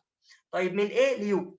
دي مين؟ دول بتوع البيتا هيموليسيس. دول بتوع مين يا جماعه؟ البيتا هيموليسيس. يعني الالفا والجاما ما لهمش اي علاقه بالتقسيمه دي. اللي لها علاقه بالتقسيمه دي الوحيده هي البيتا هيموليسيس ستريبتوكوكاي. طب البيتا هيموليسيس ستريبتوكوكاي قلنا ايه؟ تعمل كومبليت هيموليسيس. طب تعمل كومبليت هيموليسيس، مين اللي قسمها؟ عالمه اسمها لانسفيلد. قالت لك على حسب المضاد، الجسم المضاد اللي بيرتبط معاه. قسمناهم لكام؟ ل 18 نوع. على حسب ايه؟ على حسب الكربوهيدرات اللي موجوده في السيل وول. الكربوهيدرات اللي عندنا ايه؟ كام نوع؟ يعني عندنا مثلا تتابع يبدا جلوكوز فركتوز لاكتوز، ثاني تتابع منوز جلوكوز فركتوز، ثالث تتابع فركتوز منوز جلوكوز. التتابعات ديت تقسمهم لكام نوع؟ 18 على حسب مين؟ الكربوهيدرات، الارينجمنت بتاع الكربوهيدرات. دي تقسيمه مين؟ تقسيمه البيتا هيموليسيس. طيب النون تايبابل دول الستريبت نيمونيا والفريدان دي مش عندك، دي ملغيه من عندك. طيب يبقى دلوقتي دي الصوره دي مثلا دي جروب ايه؟ ده جروب بي، ده جروب سي، ده جروب دي. كل واحده فيهم لها جسم مضاد بيرتبط معاها. طيب دي التقسيمه بتاعتنا. ندخل بعد كده بقى في الديزيز اللي بتحصل عن طريق مين؟ ناخد واحده بواحده بقى، اللي هي جروب ايه بيتا هيموليتيك ستريبتوكوكاي. هتلاقي هتقول لي جروب ايه بيتا هيموليتيك ستريبتوكوكاي جت منين التقسيمه؟ هقول لك اللانسفيلد كلاسيفيكيشن قسمتها على ايه؟ من ايه ليو. صح. وهي قسمتهم على حسب البيتا هيموليسيس. طيب يبقى دي جروب ايه اللي هو اول واحد دوت بيتا هيموليتيك ستريبتوكوكاي. يبقى هي من دول، من التقسيمه جروب ايه جايه من لانسفيلد كلاسيفيكيشن، وبيتا هيموليسيس لانها بتنمو على البلاد اجار وبتعمل كومبليت هيموليسيس. يبقى دي اسمها ايه؟ اسمها ستريبت بايوجين. اسمها الثاني ستريبت بايوجين. اسمه الثاني ايه؟ الميكروب السبحي. الميكروب ايه؟ السبحي. طيب المورفولوجي از بيفور زي ما احنا قلنا قبل كده، مش هتقول حاجه، هتالف التاليفه بتاعتها. اول واحده جرام بوزيتيف. طب جرام بوزيتيف ايه؟ جرام بوزيتيف ارينجد في ايه؟ ارينجد في تشينز. طيب نون سبور نون موتايل. طب كابسوليتد ولا كابسوليتد. تمام احنا كده خلصنا. طيب ده المورفولوجي بتاعنا. طب الكالتشر از بيفور. الكالتشر هنقولنا في حاجتين، ريكوايرمنت وميديا. الريكوايرمنت قلنا ايه؟ الريكوايرمنت قلنا اكسجين تمام فاكولتيف انروب، السي او 2 3 من 100%، البي اتش 7 و4، التمبريتشر 37. طب الميديات بتاعتنا قلنا ما بتنموش، الميديا اللي ما بتنموش عليها هي الاوردينري ميديا، تنمو على البلاط اجار. تعمل ايه؟ تعمل بيتا هيموليسيس. تعمل ايه؟ بيتا هيموليسيس. طيب اهم حاجه فيها البايوكيميكال رياكشنز. هي تبقى كاتاليز بوزيتيف يا جماعه ولا نيجاتيف؟ تبقى كاتاليز بوزيتيف ولا نيجاتيف؟ نيجاتيف. كاتاليز نيجاتيف، لانه احنا قلنا لو مشينا في سكه الستريبت يبقى دي كاتاليز نيجاتيف، لو في سكه الستريبت يبقى كاتاليز ايه؟ بوزيتيف، يبقى دي كاتاليز نيجاتيف. وبقول لك دي حساسه لمضاد حيوي اسمه باسيتريسين. حساسه لمضاد حيوي اسمه ايه يا جماعه؟ باسيتريسين. ما تتلخبطش بالله عليك. الاستاف كانت بتبقى حساسه لمضاد حيوي اسمه نوفو بايوسين، انما الستريبت باسيتريسين. طيب تمام، يبقى دي حساسه لمضاد حيوي اسمه باسيتريسين. طيب ايه الديزيز كوزد باي ات؟ الديزيز اللي بتتعامل بيها من جماعه في كلمه ستريبتوكوكاي. ستريبت ايه؟ كوكاي. الاس بتعمل سبيورتيف برضه وبتعمل ايه؟ توكسيجينيك. يعني ايه سبيورتيف؟ يعني بتكون بتكون صديد. طب توكسيجينيك بتعمل عن طريق مين؟ عن طريق التوكسينز اللي بتطلعها. طيب اول حاجه عندنا سبيورتيف انفكشن. سبيورتيف انفكشن قلنا ايه؟ الاس هتقول له ايه؟ هتقول له سكين ليجن، مفيش مشكله. طيب الاس سكين ليجن. السكين ليجن يهبط فيها اي حاجه. الامبيتايجو ده اهم واحده فيهم. الامبيتايجو يعني ايه امبيتايجو؟ يعني رشح جلدي. طيب او طفح جلدي، ده اسمه امبيتايجو. الصوره دي اسمها امبيتايجو، ده طفح جلدي. هوريها لكم بالالوان هيبقى صورته اوضح شويه. طيب ده سكين ليجن اللي هو الامبيتايجو اهم واحده فيه. طيب التي دهيت في عندنا 2 تي. اول تي التونسيلايتس. التونسيلايتس دي اللي هي التهاب اللوز، ودي اهم واحده تعرفوها عندنا. اهم واحده في الاستريبت بتعمل التهاب اللوز. هقول لكم على التهاب اللوز دوت حاجه بتحصل دلوقتي، بس تخلوكم في دماغكم انها بتعمل التونسيلايتس والامبيتايجو، ما تنسوهمش مهمين جدا. طيب اسمها الثانيه اكيوت فوليكولار تونسيلايتس. اعرفوا تونسيلايتس وخلاص. طيب طيب الاس قلنا سكين ليجن، التي قلنا تونسيلايتس. طب الار ريسبيراتوري انفكشن، الريسبيراتوري انفكشن من يشمل النمونيا، النمونيا اللي هي التهاب الرئوي. طيب الاي يا جماعه، الاي ديت اللي هي الاريسيبلس. يعني ايه اريسيبلس؟ اريسيبلس ديت يعني مشكله طفح جلد في الجلد برضه اسمه اريسيبلس. طيب يبقى احنا كده خلصنا. طب التي الاخيره التوكسوجينيك، التوكسوجينيك هنقولهم دلوقتي. طيب اهبط بقى اي حاجه ثانيه، اهبط بكتيريميا، اهبط اوستومايلايتس صح، اهبط مننجايتس صح اللي هو التهاب الاغشيه الصحيه، اندوكاردايتس صح، بيربراسيبس اللي هو التهاب الحمى النفسيه صح، كل دول صح مفيش فيهم اي مشكله. طيب يبقى الوقت اللي تركز لي عليه هو اللي هي بتعمل ريسبيراتوري انفكشن تونسيلايتس. طب ممكن توصل للريسبيراتوري تعمل ايه؟ تعمل نمونيا. طيب ممكن تعمل اوتايتس ميديا. يعني ايه اوتايتس ميديا؟ يعني التهاب في الاذن الوسطى. طب ساينوسايتس يعني التهاب في الساينس اللي موجوده في اللي هي موجوده في الوش، اللي هي الساينس اللي موجوده في الوش، اللي هي الماكسيلاري ساينس والاسمويد ساينس والكلام ده. طيب السكين ليجن اهبدوا اي حاجه، اهم حاجه فيهم الامبيتايجو ما تنسوهاش. طب الانفيزيف بكتيريميا، اوستومايلايتس، ميننجايتس، بيربراسيبس، اندوكاردايتس، اريسيبلاس، اي حاجه. طيب التوكسوجينيك، التوكسوجينيك عندنا 2 توكسين بتطلعهم. اول توكسين عندنا بيشبه، مش احنا قلنا في الاستاذ في حاجه اسمها توكسيك شوك سندروم؟ في هنا برضو توكسيك شوك لايك سندروم. توكسيك شوك ايه؟ لايك سندروم. ده بقول لك سيميلر للمانيفستيشن بتاع الاستاذ، زيها بالظبط، فما تحفظش كتير، اعرف برضو انها بتعمل توكسيك شوك سندروم وخلاص. طيب الثانيه اهم واحده فيهم هي السكارلت فيفر. ايه السكارلت فيفر دي بقى؟ هي الحمى القرمزيه. ايه الحمى القرمزيه دي؟ الحمى القرمزيه دي بتطلع عن طريق ان البكتيريا ديت بتطلع انزيم اسمه اريثروجينيك، التوكسين اسمه اريثروجينيك توكسين. اريثروجينيك ايه توكسين؟ طب الاريثروجينيك توكسين ده بيروح لفين؟ بيروح على البلاد فيزلز. يعني ايه بلاد فيزل؟ الاوعاء الدموي. بيروح على الاوعاء الدمويه يعمل فيها يا جماعه؟ يدمر لي الوعاء الدموي. يدمر لي مين؟ يدمر لي الار بي سيز كلها. يبقى الجسم كله الار بي سيز كلها تتدمر والوعاء الدموي كله يتدمر، وده يبان على الجلد كله احمر، كل حاجه في السكين حمراء، لدرجه ان هم بيقولوا على اللسان دوت، بيقول لك لسانه شبه الفراولايه، ستروبيري تانج. ستروبيري ايه؟ تانج. والدكتور وليد بيحبها قوي في الامتحان قوي، بيحب يجيبها كيس في الامتحان قوي، يقول لك which of the following بيكون لي ستروبيري تانج. هي مين؟ هي السكارلت فيفر او الحمى القرمزيه. هم قايل لك في سؤال ثاني يقول لك واحد عنده ستروبيري تانج ومش عارف ايه، التوكسين اللي عمله اسمه ايه؟ اسمه اريثروجينيك توكسين. طب بيسميه اريثروجينيك ليه؟ لانه بيروح يدمر الار بي سيز، الاريثروسايت، بيدمر الار بي سيز اللي هي الاريثروسايت، ويطلع لي بره مين؟ ويطلع لي بره الدم بره، فيبان الجسم كله باللون الاحمر، باللون الاحمر. تمام؟ بتعمل فيفر اللي هي حمى. اي يا جماعه اي ديزيز عندنا بيعمل لنا حمى، يعني الحمى ديت اصلا بروتكتيف ميكانيزم من الجسم، فبتحصل مع اي ديزيز، فاهبدوها في اي حاجه وخلاص. تمام؟ طب سكين راش، سكين راش طفح جلد في كل الاماكن، دي اللي هي سكارلت فيفر كمان اهي، طفح جلد في الجسم كله. تمام؟ واستوماتايتس، يعني ايه استوماتايتس؟ يعني التهاب في الطنج. التهاب فين؟ في اللسان. الالتهاب في اللسان يظهر ايه؟ يظهر اللسان لونه احمر، اسمه ستروبيري تانج. طيب قلنا دي ممكن تيجي كيس في الامتحان. يبقى الديزيز كوزد باي ستريبت، كلمه ستريبت، السبيرتيف انفكشن والتوكسيجينيك.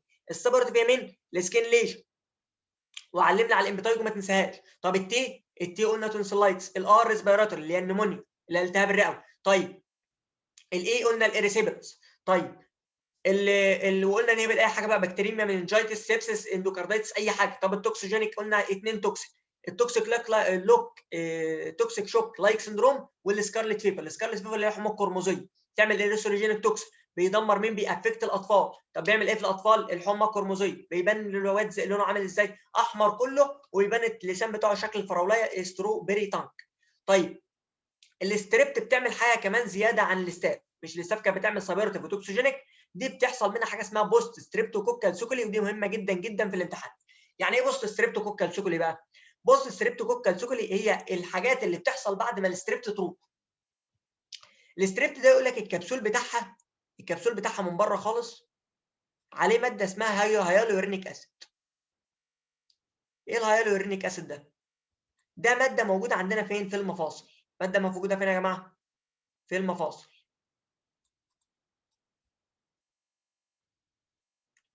طيب الهيالورونيك اسيد دي موجوده فين؟ في المفاصل. الستريبت دي تدخل عندي تعمل لي مين؟ تعمل لي تونسيلايتس، تقف على التونسل كده تعمل لي التهاب في التونسيلايتس، والواد دوت تيجي لك، الواد دوت بيبقى عمره تقريبا من 5 ل 15 سنه، عشان الاستريبت عموما بتصيب الاطفال من 5 ل 15 سنه.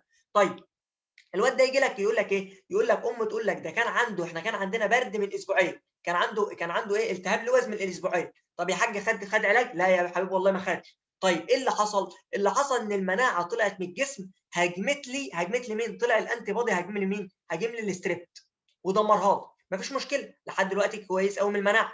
طيب ايه اللي حصل بقى؟ اللي حصل بعد اسبوعين 3 الجسم المضاد اللي طلع دوت يروح للجسم، يلف في الجسم.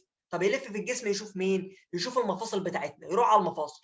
طب يروح على المفصل بتاعنا يلاقي مين؟ يلاقي ماده الهيالورونيك اسيد. يقول لك لا ده ستريبت انا هدمرها، يخش يدمرها.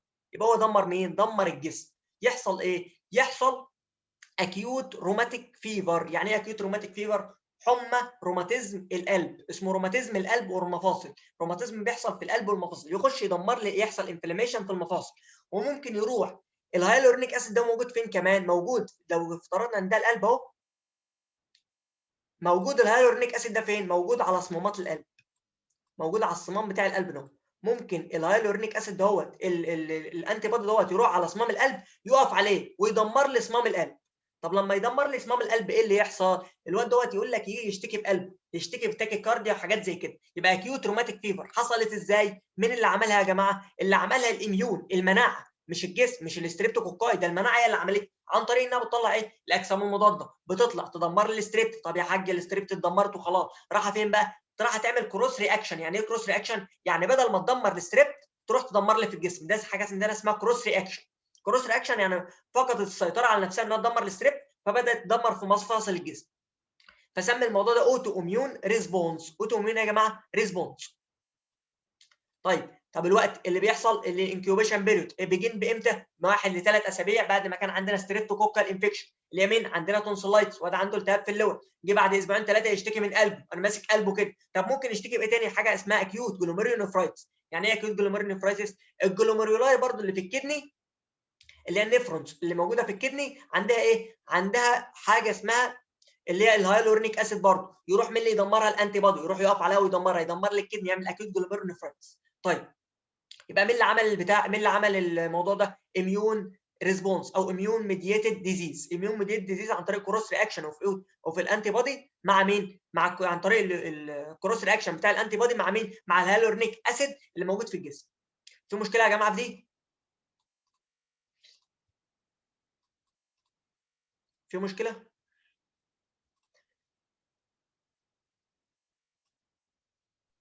لا يا دكتور تمام. طيب عندنا بقى احنا هنشخص الموضوع ده ازاي؟ البكتيريا اسمها ستريبت ديت بيطلع عندها حاجه اسمها انتي ستريبتولايسين او. ايه الانتي ستريبتولايسين او ده؟ الانتي ستريبتولايسين دوت مميز قوي لمين؟ لان انت عندك مصاب ببكتيريا اسمها ستريب. الانتي ستريبتولايسين او ده انتي بودي من ضمن الانتي بوديز اللي بتدمر الجسم، اللي بتخش تدمر لي، اللي هي جسم مضاد بيخش يدمر، اللي هو ايه؟ اسمه ايه؟ اس او. يبقى انا دلوقتي لو انا حللت للراجل ده ولقيت عنده الاي اس او عالي، يبقى هو عنده اكيوت روماتيك فيفر ولا لا؟ عنده. ليه؟ لانه عنده الحاجه الوحيده اللي بتطلع الانتي ستريبتولايسين او ده مين؟ هي الستريبت فقط. الستريبت فقط اللي بتطلعه. فيبقى سبيسيفيك ولا مش سبيسيفيك؟ سبيسيفيك طبعا. طيب في حاجه ثانيه، دايجنوز ثاني مش سبيسيفيك، اللي هو حاجه اسمها السي رياكتيف بروتين والاريثروسايت سيدمنتيشن ريت. الاي اس ار ده اللي هو سرعه الترسيب. سرعه الترسيب دوت مش مميز لاي حاجه. ليه؟ لان اي واحد لو انت عندك التهاب في المفاصل، التهاب في اي حته في الجسم، الاي اس ار هيعلى والسي ار بي هيعلى. يعني انت دلوقتي لو انت لا قدر الله حد عنده كرون وراح يعمل اي اس ار وسي ار بي، هيبقى عنده ايه؟ هيبقى عنده برضه ارتفاع في الاي اس ار والسي ار بي. لو انت عندك دور برد ورحت عملت سي ار بي واي اس ار، هيبقى الاي اس ار والسي ار بي عاليين برضه، مفيش مشكله. يبقى هو مش سبيسيفيك، ما بيشخصوليش حاجه. امال ايه السبيسيفيك اللي انت تحفظه؟ هو الاي اس او، الانتي ستريبتولايسين او. طب الانتي ستريبتولايسين او ده الدكتور وليد زود عليه ايه؟ زود عليه هو في الاطفال بيبقى مميز امتى؟ بيشخص في الاطفال امتى وبيشخص في الكبار امتى؟ بيشخص في الاطفال لما يبقى اعلى من 220 او 240 اسف، 240 انترناشونال يونت. لما يبقى اعلى من 240 انترناشونال يونت. طب في الكبار بيشخص امتى؟ اعلى من 320. لما يبقى اعلى من 320 يشخص لي في الكبار. والدكتور وليد اكد عليها في المحاضره فزودوها معلش. يبقى الوقت الاي اس او بيشخص بحالتين، لما يبقى في الاطفال في تشيلدرن اعلى من 240، وفي الكبار اعلى من كام؟ في الكبار اعلى من 320. في مشكله يا جماعه؟ طيب انترناشونال يونت بير ملي، بير ايه؟ بير ملي. وده انترناشونال يونت برضه بير ملي، زودوه عندكم. طب النون سبيسيفيك اللي هو السي ار بي والاي اس ار. طيب كده احنا خلصنا البوست ستريبتوكوكال سكلي. هنعمل ايه؟ عايزين نعمل دايجنوز للستريبتوفايجين. الدايجنوز على الاسطمبه بتاعتنا مفيش اي زياده خالص. اول حاجه ايه؟ السم. هناخد العينه منين يا جماعه؟ هناخد العينه منين؟ ما تقولوا يا جماعه.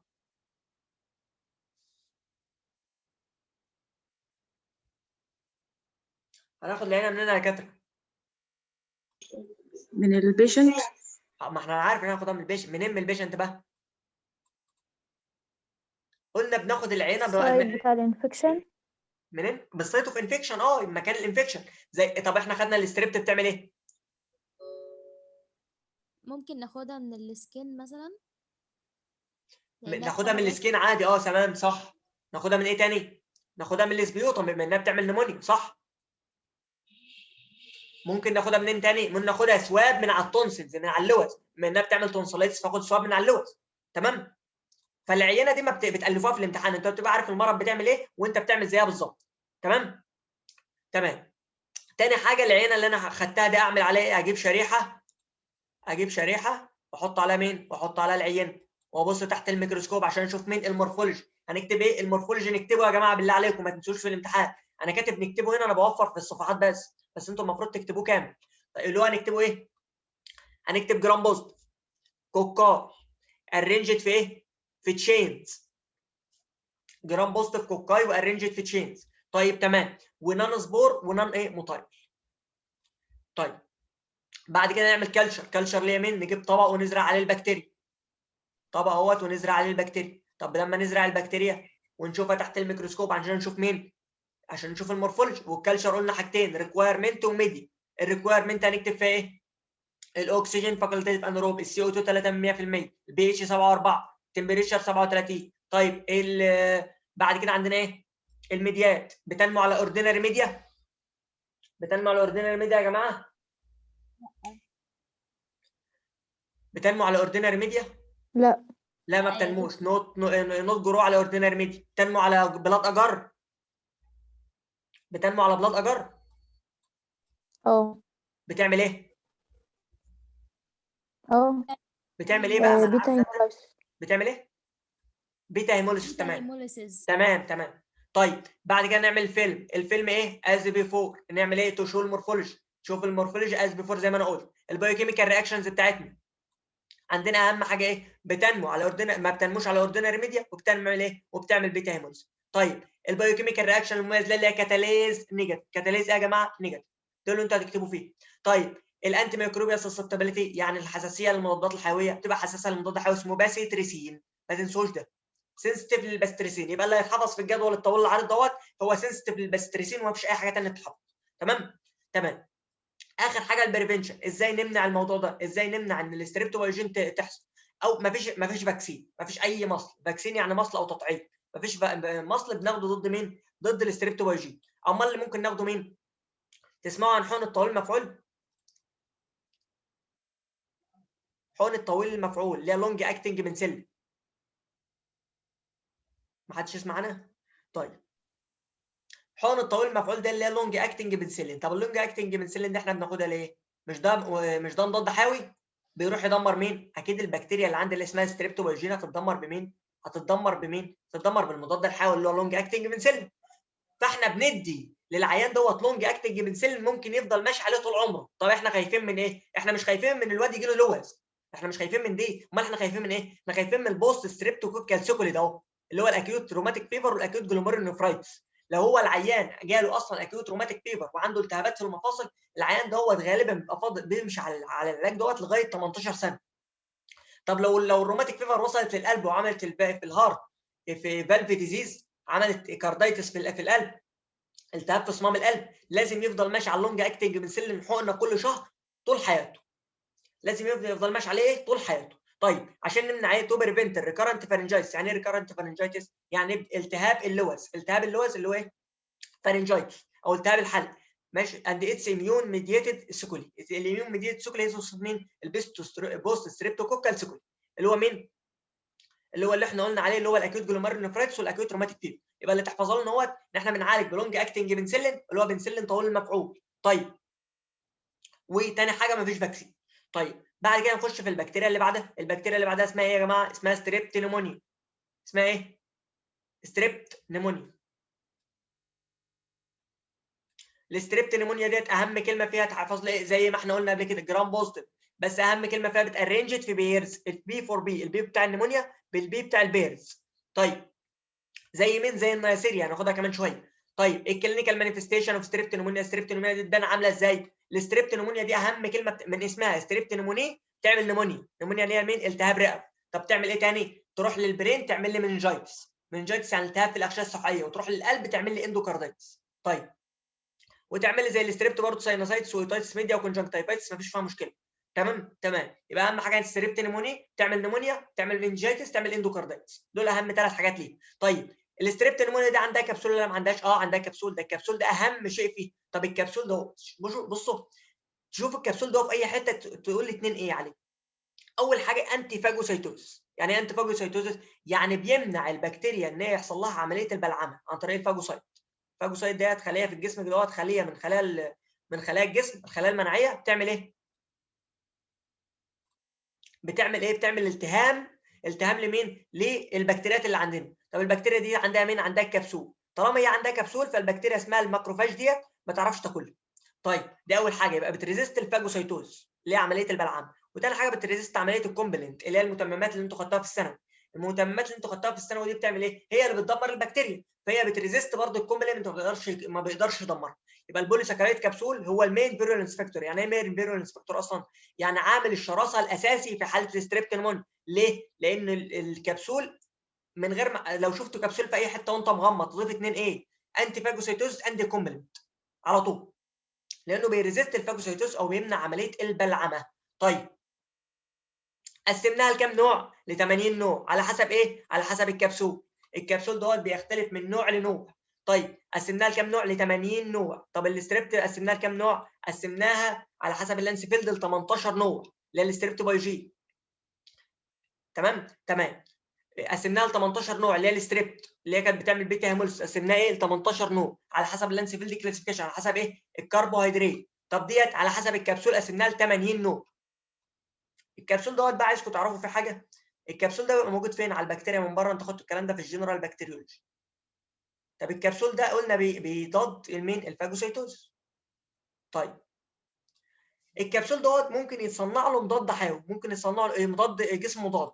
بيصنع له في الجسم ايه؟ جسم مضاد. طب لو الجسم المضاد دهوت ارتبط بالكبسول، ارتبط بمين؟ بالكبسول.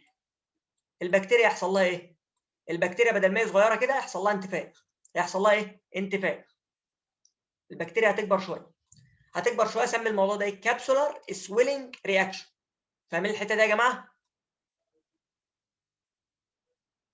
فاهمين دي؟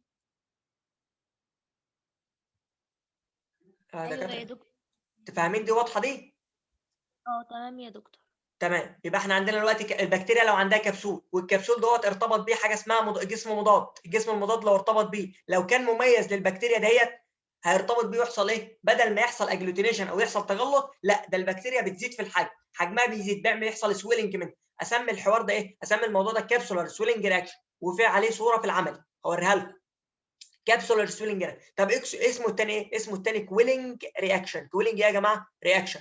يقول لك في الام اس كيو which of the following bacteria cause cooling reaction؟ هي من الستريبت نيمونيا. طب عشان ما تنساهاش، الكويلنج اللي هو اخرها حرف كلمه لانج، هي صح؟ كلمه لانج يعني ايه؟ يعني رئه. وستريبت نيمونيا بتعمل التهاب رئوي، يبقى هي ستريبت نيمونيا بتعمل الكويلنج رياكشن. كويلنج في اخرها لانج يعني رئه. طيب عشان ما تنسوش بس، بتتصنف لكام نوع؟ قلنا 80 زي ما احنا قلنا. طيب بعد كده نعمل ايه؟ ناخد اللابوراتوري دايجنوز بتاع الستريبت نيمونيا. اول حاجه السامبل. هناخد السامبل منين يا جماعه؟ اكيد هناخدها من السبيوتم. صح. بقول لكم السبيوتم بيبقى راستي. يعني ايه راستي؟ يعني مصد زي الحديد كده. طيب او في حاله البكتيريا ياخدها من البلاد. ما البكتيريا دي بكتيريا ماشيه في الدم، فاخد العينه منين؟ من الدم. طب في حاله المننجايتس ده الحاجه المميزه للمننجايتس اصلا اللي هي التهاب الاغشيه الصحيه، هو السائل الزلالي اسمه السيريبرو سباينال فلويد. سيريبرو ايه؟ سباينال فلويد. طب السيريبرال سباينال فلويد ده ماشي فين؟ ماشي في السباينال كورد. ده السباينال كورد اهو، ماشي فيه مين؟ ماشي فيه السي اس اف. يبقى السي اس اف ماشي هنا. السي اس اف ماشي هنا. طب السي اس اف ده لو عايز اخده بحاجه اسمها لامبر بانكتشر. يعني ايه لامبر بانكتشر؟ بدخل بابره من اهوت، اسحب شويه وامشي. طب بدخل فين؟ بدخل في اي حته. لو دخلت في اي حته هتعمل له شلل، هتشيله، هتخش تحط الابره في نيرف تشيله خالص. طب هتدخل فين؟ ما بين L4 و L5، ما بين لمبر 4 ولمبر 5. اعتقد انتوا خدتوا الحاجه دي بالتفصيل يعني في سيكشن. يبقى دلوقتي اللمبر بانكتشر بنعملها ازاي؟ بندخل بين L4 و L5. ايه L4 دي؟ اللي هي الفقره الباطنيه، اللمبر رقم 4. طب L5 اللي هي الفقره الباطنيه رقم ايه؟ 5. هندخل ما بينهم ناخد سي اس اف. ده في حاله المنجايتس، لو الراجل ده عنده منجايتس او التهاب الاغشيه السحائيه. طب دايركت فيلم بنصبغه بمين؟ بنصبغه بالجرام ستين عشان نشوف المورفولوجي. ايه المورفولوجي بتاعنا؟ اهم كلمه فيه ارينجد في بيرز، في شكل ثنائيات. طب الكالشر نكتبه اللي هو الريكويرمنت والميدي. طيب بتعمل ايه؟ بتعمل الفا هيموليسيس. بتعمل ايه يا جماعه؟ الفا هيموليسيس، قلتها فوق في الجدول. طب البايوكيميكال رياكشن ما بتنموش على اورديناري ميدي. بتعمل ايه؟ بتنمو على بلاد اجار. تعمل ايه؟ تعمل لي الفا هيموليسيس. طيب الستريبت نيمونيا ديت عندها 4 حاجات مميزين لها قوي. 4 حاجات ايه مميزين ليها؟ ما تنسوهمش. اول حاجه بتعمل فيرمنتيشن لبروتين عندنا اسمه انيولين. اسمه ايه؟ انيولين. فتعمل له تخمر وتبان. طيب بتعمل ايه كمان؟ لما بنحط عليها بايل اللي هي الصفراء بتعمل ايه؟ سوليابيليتي. يعني ايه سوليابيليتي؟ يعني بايل سوليابيليتي، يعني بتعمل الصفراء بتعمل لها حاجه، بتبقى خلاها سوليبل. سوليبل يعني بتبقى سوليبل يا جماعه. سوليبل يعني بتبقى، اللهم صل على سيدنا محمد، مش اللي هو قابلة للذوبان. قابله للذوبان. يعني البايل بتبقى قابله قابلة للذوبان، للذوبان. سوليابيليتي. معلش يا جماعه بس الانجليزي طب تمام. طب الستريبت نيمونيا ديت اعمل ايه كمان عشان اشخصها؟ احقنها في فار. احقنها فين؟ في فار. اعمل ايه؟ مايس. مايس ده اللي هو الفئران. احقنها في فار هتعمل مرض في الفار دوت. ليه؟ لانها بتسبب التهاب رئوي، صح؟ فلو حقنتها في فار هتسبب للفار ده التهاب رئوي والفار ده هيموت. فتعمل باثوجينيستي للمايس. يعني ايه باثوجينيستي للمايس؟ يعني بتسبب مرض للمايس، للفئران. طب اخر حاجه الكابسولار سويلنج رياكشن. كابسولار سويلنج رياكشن اللي هو كان بتعمل ايه؟ بنحط عليها انتي بادي. لما نحط عليها انتي بادي تعمل ايه؟ تكبر في الحجم. لما بتكبر في الحجم يبقى ده كابسولار سويلنج رياكشن. يبقى دلوقتي البايوكيميكال رياكشن بتاع الستريبت نيمونيا في غايه الاهميه. ما بتنموش على اوردينري. بتعمل الفا هيموليسيس، بتعمل فيرمنتيشن للانيولين والبايل سوليبل والباثوجينيست المايس والكابسولار سويلنج رياكشن. 4 حاجات ما يتنسوش. طب دي بتفرقهم عن مين؟ عشان لما نيجي نفرق الستريبت نيمونيا عن حاجه اسمها ستريبت فيريدان اللي هي موجوده في السنان عندكم. الستريبت فيريدان لما بتشيل، اللي انت لما بتشيل بيها، لما بتشيل سنه الواحد ممكن الستريبت فيردان تروح من البق، تروح فين؟ تروح على القلب. لو الفالف بتاع القلب فيه مشكله تعمل حاجه اسمها سب اكيوت بكتيريال اندوكاردايتس. طيب الانتي ميكروبيال سسبتابيلتي انهي واحد؟ ده سنسيف للاوبتوشين. سنسيف لمين يا جماعه؟ لمضاد حيوي اسمه اوبتوشين. يبقى احنا خدنا كام مضاد حيوي؟ خدنا الباسيتريسين، وخدنا النوفوبايوسين، وخدنا مين؟ وخدنا كمان اهوت اللي هو مين؟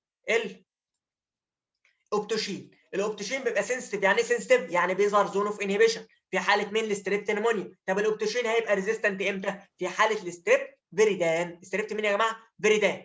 طيب دي بتعمل الفا هيموليسيس ولا بيتا هيموليسيس؟ الفا هيموليسيس. فالالفا هيموليسيس ده هتفرق لي مين عن مين؟ هتفرق لي اذا كان ده المضاد الحيوي بتاعنا الاوبتوشين ولا الباسيتريسين. هوضحها لكم في الصوره الوقت اللي انا قلته ده. هوضحها لكم في صوره الوقت. طيب الصور اللي عندنا دي صور ايه؟ ده صوره الكابسولار سويلنج رياكشن يا جماعه. ده لما حطينا المضاد الجسم المضاد على مين؟ على البكتيريا كبرت شويه فحصل لها كابسولار سويلنج رياكشن. طب ايه اللي في النص ده؟ ده الثنائيات بتاع البكتيريا اللي هي مين؟ اللي هي الستريبت نيمونيا. طيب يبقى لو جالك الصوره في الامتحان يقول لك دي ايه؟ تقول له كابسولار سويلنج رياكشن. طيب دي مين؟ دي الستريبت نيمونيا جرام بوزيتيف. تمام. هتظهر في شكل ايه؟ في شكل بيرز، شكل ثنائيات. لو الصوره اوضح شويه هتبان.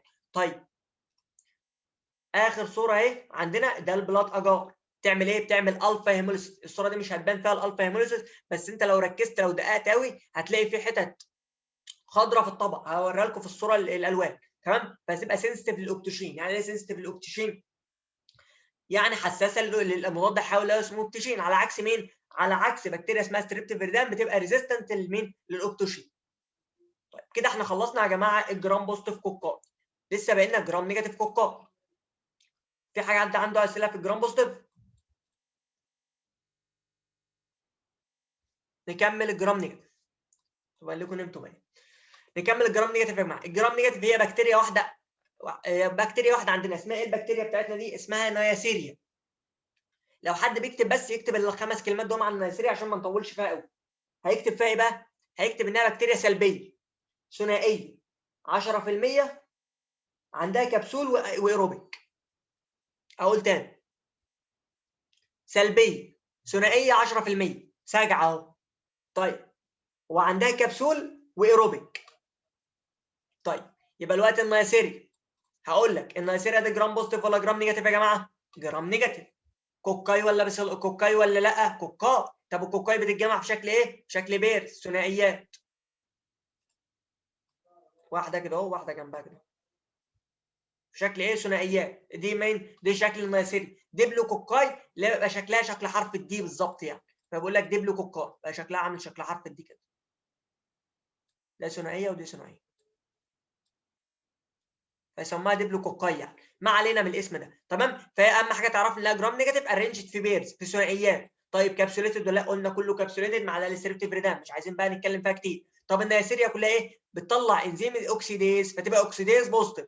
هوريكم الصوره بتاعتها برضه. دي اوكسيديز بوزيتيف، دي ما تنسوهاش، دي البكتيريا الوحيده في المذكره اوكسيديز بوزيتيف. يبقى دي الاوكسيديز بوزيتيف هي مين؟ النياسيريا.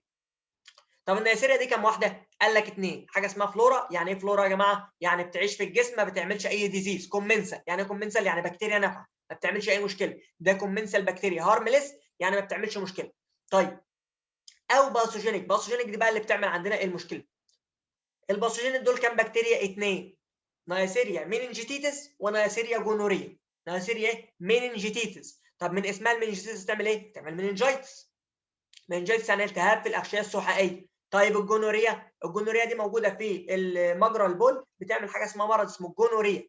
الجونوريا اللي هو ايه؟ مرض السيلان. السيلان. طيب يبقى الوقت يا جماعه النياسيريا هنحفظ على ايه؟ 4 كلمات، 5 كلمات، اللي هي مين؟ اول واحده سلبيه يعني جرام نيجاتيف. سلبيه يعني جرام نيجاتيف. ثنائيه يعني شكلها دبلو كوكاي. طيب عندها ايه؟ كبسول يعني كبسوليت. 10% يعني هقول لك السي او 2 بتاعها 10 بتحتاج 5 ل 10%. واخر واحده ايروبيك يعني ايه؟ لازم تعوش في وجود الاكسجين، لو ما فيش اكسجين تموت. طيب كم نوع؟ نوعين، كومنسال وباثوجينيك. يعني ايه كومنسال؟ يعني بكتيريا نافعه. طب البكتيريا النافعه دي يعني هارملس ما بتعملش مشكله. طيب الثانيه باثوجينيك. يعني ايه باثوجينيك؟ باثوجينيك يعني بتعمل مشكله، اللي هي مين؟ حاجتين، نياسيريا مينجيتيتس بتعمل مننجايتس، التهاب الاغشيه السحائيه. طب الجونوريا بتعمل مرض السيلان اللي هو الجونوريا. ازاي اشخص؟ اشخصها ازاي؟ اكيد اشخص الباثوجينيك يعني مش هشخص الكومنسال. طيب الباثوجينيك السامبل، الجونوريا دي السيلان. هناخد العينه بتاعتنا منين يا جماعه؟ في الميل هناخد مين؟ سكريشن من اليوريثرا. يعني ايه؟ يعني هناخد من مجرى البول، هناخد منه سكريشن، هناخد منه الافرازات اللي بتنزل منه. طيب في الفيميل ما يبقاش فيه افرازات كتير، فبنعمل ايه؟ بنعمل حاجه اسمها سيرفايكال سكريشن. بناخد السيرفايكال من عنق الرحم، بنعمل حاجه اسمها سيرفايكال سكريشن. طيب ده في الميل وده في الفيميل. طيب المننجايتس، في حاله المننجايتس قلنا اي حاجه ريليتد للبرين هناخد منين؟ من السي اس اف، من السيريبرو سباينال فلويد. طب هناخده بايه؟ حاجه اسمها لامبر بانكتشر. دي اساسيات يا جماعه مش محتاج. يبقى الوقت المننجايتس هناخد منين؟ من السي اس اف. هناخد من السي اس اف عن طريق ايه؟ عمليه بنعملها اسمها لامبر بانكتشر. طيب الدايركت فيلم، دايركت فيلم بحط البكتيريا اهو، بجيب شريحه وبحقن عليها، بحط عليها الايه؟ البكتيريا، وبشوف تحت الميكروسكوب. اشوف تحت الميكروسكوب ايه؟ هشوف تحت الميكروسكوب خلايا بكتيريات متجمعه كده شكل ايه؟ شكل ديبلوكوكا. طيب اشوفها متجمعه بشكل ديبلوكوكا، هتلاقيها موجوده فين؟ انترا سيلولر. يعني ايه انترا سيلولر؟ يعني داخل الخليه. يبقى دي مميزه قوي للبكتيريا دي. يبقى البكتيريا بتاع اسمها اللي هي النياسيريا يقول لك ايه؟ ديتكشن اوف انترا سيلولر جرام نيجاتيف ديبلوكوكا. يعني لازم تبقى موجوده ايه؟ انترا سيلولر. ده ايه؟ ده ديفينيتيف دايجنوستس للنياسيريا. طيب بعد كده يا جماعه الكالشر. الكالشر قلنا حاجتين، ريكويرمنت وميديا. الريكويرمنت اهم كلمه في الريكويرمنت اول اثنين دول، السي او 2 5 ل 10%. لو نسيت ان انا شخصيا ما تنساهاش، اللي هي السي او 2 5 ل 10%. والاوتو اوبليجاتري ايروب. يعني ايه اوبليجاتري ايروب؟ يعني لازم تعيش في وجود الاكسجين. طب البي اتش والتمبريتشر اي حاجه زي اللي فات مفيش مشكله، بتعيش في درجه حراره 37. طيب تاني حاجه البايوكيميكال رياكشن بتنمو على اوردينري ميديا. لا ده احنا قلنا النياسيريا ديت اللي هي ايه؟ اللي هي عائله الهنه، اللي هي من الهيموبلاس والنياسيريا. الهنه ديت واحده. اي بنات عندنا بتحب ايه؟ بتحب الشوكولاته، وبتحب مين؟ الواد مارتن اللي مع سياره. تمام؟ تمام. اللي هو مين؟ الشوكليت اجار جرو. والساير مارتن ده سيلكتيف ميديا، يعني ميديا بتنمو عليها النياسيريا فقط، ما بتنموش اي حاجه ثانيه. اللي هي مين؟ الساير مارتن ميديا سيلكتيف ميديا لمين؟ للنياسيريا. والشوكليت اجار بتنمو عليه برضه. يبقى دي البكتيريا الوحيده اللي بتنمو على الشوكليت اجار والساير مارتن ميديا. طيب اخر حاجه بقى ديفينيتيف ايدنتيفيكيشن. يعني ايه ديفينيتيف ايدنتيفيكيشن؟ يعني حاجه هتقول لي ان احنا بالثلث هنتعرف على البكتيريا اسمها نياسيريا. اسمها ايه بقى؟ اللي هي اسمها انتي مننجوكوكال انتي سيرا. يعني ايه بقى انتي سيرم؟ يعني انتي بودي، جسم مضاد، بيلتحم مع مين؟ بيلتحم مع الجينوس بتاع النياسيريا. النياسيريا ده عندنا كام نوع؟ النياسيريا ديت عندنا 24 نوع. تمام؟ تمام. طيب اللي بيعملوا فيهم ديزيز كام نوع؟ 5. تمام؟ تمام. كل نوع من دول بيطلع له جسم مضاد معين، كل نوع منهم بيطلع ايه؟ جسم مضاد معين. يبقى الوقت لو احنا عندنا ادى نياسيريا هيت مثلا من النوع ايه مثلا، وده المضاد حيوي اللي بيطلع، الجسم المضاد اللي بيطلع لها من النوع ايه، ومسكوا ببعض، يبقى انت عندك مصاب بالبكتيريا اللي اسمها ايه؟ من النوع ايه. طب لو النوع بي اللي مسك فيه الجسم المضاد، يبقى دي ايه؟ يبقى دي بي. تمام؟ تمام. يبقى ده ديفينيتيف ايدنتيفيكيشن ولا لا؟ اه ديفينيتيف. طيب يبقى الوقت الديفينيتيف ايدنتيفيكيشن عن طريق مين؟ اللي من السبيسيفيك مننجوكوكال انتي سيرم. تمام؟ تمام. بجيب انتي بودي، الانتي بودي دوت احطه على البكتيريا، لو حصل ما بينهم اجلوتينيشن يعني حصل ما بينهم مسكوا ببعض. تمام؟ يبقى دي ايه؟ يبقى ديت ايه؟ النياسيريا. طيب اخر حاجه اسمها رابيد دايجنوز. يعني ايه رابيد دايجنوز؟ الراجل ده يبقى جاي لك عنده مننجايتس، يعني التهاب في الاغشيه السحائيه، يعني من الاخر بيموت، انت بتدخله اصلا عنايه مركزه. طب انت لازم ايه؟ لازم تتعرف على البكتيريا قبل ما تروح تعمل كلشر. ما ينفعش تعمل كلشر في الحاله دي، انت هتعمل كلشر وكل حاجه، بس انت لازم تتعرف ان دي نياسيريا او دي ايا كان البكتيريا اللي عملها المننجايتس عشان تعرف تتعرف عليه. ده حاجه اسمها رابيد دايجنوز. يعني ايه رابيد دايجنوز؟ يعني تشخيص سريع عن طريق ان احنا بنشوف مين؟ بناخد عينه من السي اس اف، والعينه من السي اس اف دي بحطها تحت الميكروسكوب اشوفها. يبقى ده رابيد دايجنوز ولا اه رابيد دايجنوز؟ باي ديتكشن اوف مننجوكوكال انتيجين تحت في السي اس اف. طيب لو شفنا المننجوكوكال انتيجين في السي اس اف ده رابيد دايجنوزس عشان الحق اعالج العيان اللي عندي ده. طيب اخر حاجه بقى اللي هي البريفنشن. ازاي يمنع عمليه المننجايتس؟ المننجايتس بنمنعه عن طريق ايه؟ مش احنا قلنا البكتيريا دي عندها كبسول؟ اه الكبسول بتاعها من نوع البوليساكرايد، من الكبسول ده من نوع البوليساكرايد. انتوا المفروض خدتوا في جزء الجنرال بكتيريولوجي ان اي حاجه عندنا، اي حاجه موجوده بره الجسم تحفز المناعه. اي حاجه موجوده في البكتيريا بره تحفز المناعه، اسميها انتيجينيك، بسميها انتيجين. طيب الانتيجينيك اللي عندي دوت يتحد مع مين؟ اي انتيجين في الدنيا بيتحد مع جسم مضاد. طيب الانتيجينيك اللي بره ده والكبسول اللي بره ده مش ده انتيجينيك؟ اه انا ممكن اصنع له جسم مضاد، صح؟ اصنع له جسم مضاد عندي، اخد الانتيجين دوت عندي واصنع له جسم مضاد. عشان ايه؟ عشان البكتيريا ديت لما اخدها بره اقدر اتعرف عليها عن طريق الجسم المضاد بتاعي. طيب دي واحده. طب الحاجه الثانيه ان انا بستخدمها، ممكن اصنع من الجسم من الفاكسين اللي انا طلعته، من الكبسول اللي انا طلعته بره دوت، ممكن اصنع منه ايه؟ تطعيم. بعمل تطعيم منه. يعني ايه تطعيم بقى؟ التطعيم دوت فكره اي تطعيم في الجسم بيتعمل لاي حاجه في الجسم، فكرته حاجه واحده، ان انا بجيب اي عامل شراسه للبكتيريا وباخده بره، بضعفه بماده اسمها فورمالين، بحط عليه ماده اسمها فورمالين، ولما احط عليه ماده اسمها فورمالين اضعفه، وبعدين احطه في الجسم، احقنه في الجسم. طب لما احقنه في الجسم المناعه تطلع له؟ اه لان ده انتيجين فالمناعه تطلع له. طب المناعه تطلع له ايه؟ يفضل الجسم محتفظ بالمناعه دي لغايه ما البكتيريا اللي بتعمل كده تدخل لها، تدخل للجزء ده وتعمل ايه؟ المناعه عندك طبعا طلع، والبكتيريا ده داخل فارده دراعاتها وداخل، وانت عندك ايه؟ مناعه جوه، فالمناعه تهاجم البكتيريا وتموت.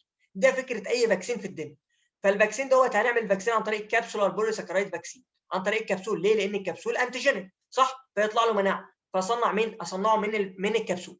طيب تاني حاجه بقى اسمها كيمو بروفلاكسس. يعني ايه كيمو بروفلاكسس؟ كيمو بروفلاكسس يعني انا بعمل كيمو بروفلاكسس، يعني انا بعمل حاجه اسمها بعالج المرض دوت، ان انا بدي علاج كوقايه. كيمو بروفلاكسس يعني وقايه.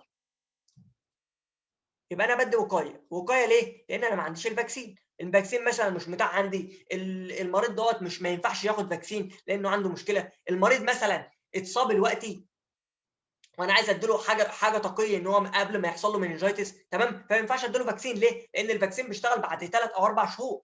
فمش هديله الفاكسين هيكون العيان مات، فلازم اديله حاجه كيموبروفلاكس. بديله ايه؟ 3 مضاد حيوي، 3 انتي بايوتكس. الثلاثه الانتي بايوتكس عندنا هم مين؟ السلفوناميد، عائله الصلفه، والصلفه دي ما عدناش بنستخدمها بسبب الاضرار اللي بتعملها كتير. طيب الدواء الثاني اسمه ريفامبيسين. ايه الريفامبيسين ده علاج بيعالج السل او الضرر، ومش موجود في الصيدليات، متاح قوي يعني، يبقى ناقص قوي. طب اخر حاجه بقى اللي هو السيبروفلكسين. تمام. طيب يبقى احنا دلوقتي بنستخدم 3 مضاد حيوي كيموبروفلاكس، سلفوناميد، ريفامبيسين، سيبروفلكسين، واللي احنا بنستخدمه اكتر اللي هو السيبروفلكسين.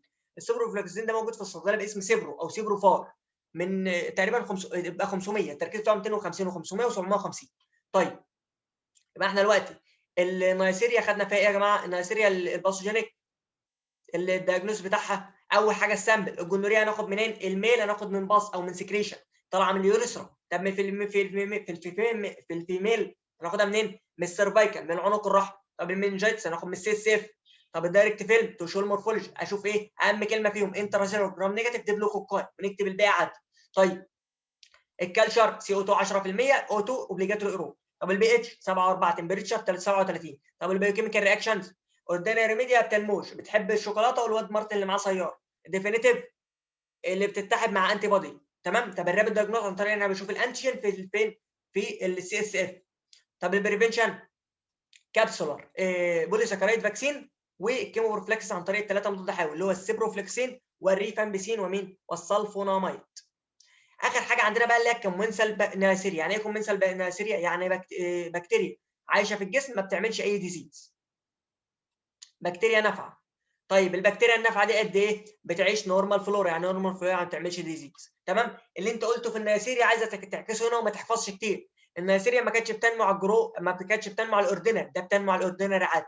طيب دي ما بتنموش على السير مارتن. ليه؟ لان النيسيريا كانت النيسيريا جونوريا والمنجيتس كانت بتنمو، فدي العكس. طيب ده بتنمو فين؟ في الروم تمبريتشر. يعني روم تمبريتشر يعني درجه حراره الغرفه اللي هي 22 درجه تقريبا. امال النيسيريا جونوريا تنمو في درجه حراره جسم انسان اللي هي 37. طيب دي ممكن تطلع بيجمنتد كولونز. يعني ايه بيجمنتد كولونز؟ يعني كولونز بتطلع صبغات. كولونز ايه؟ بتطلع صبغات، دي مميزه لها قوي، بتطلع بيجمنتد كولونز. طيب اللي فاتت كانت بتتحد مع المنجوكوكال انتي سيرم، دي ما بتتحدش معاها. تمام كده. في مشكله يا جماعه؟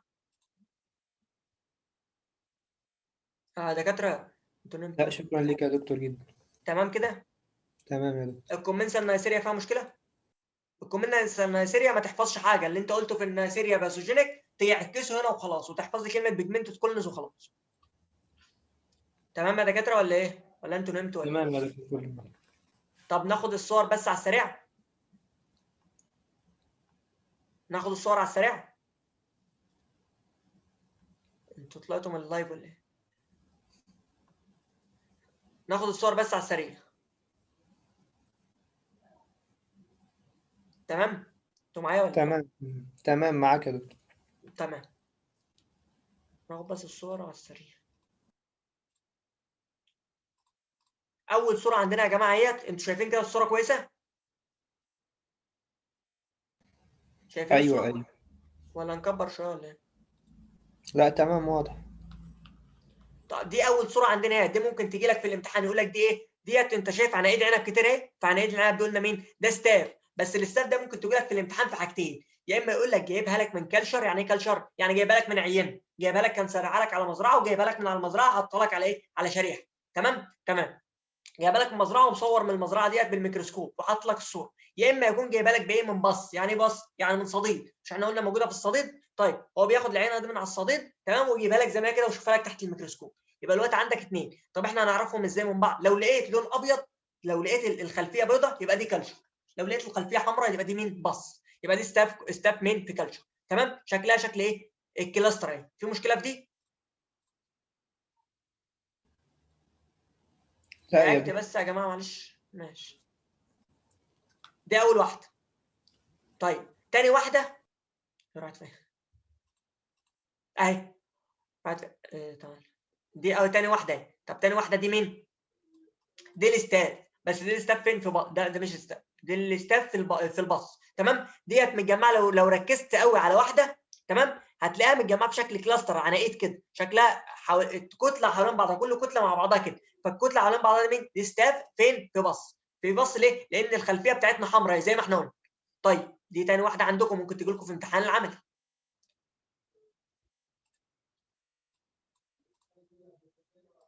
طيب تاني واحده بقى اللي بعد كده دول الاطباق اللي عندنا اهم يا جماعه.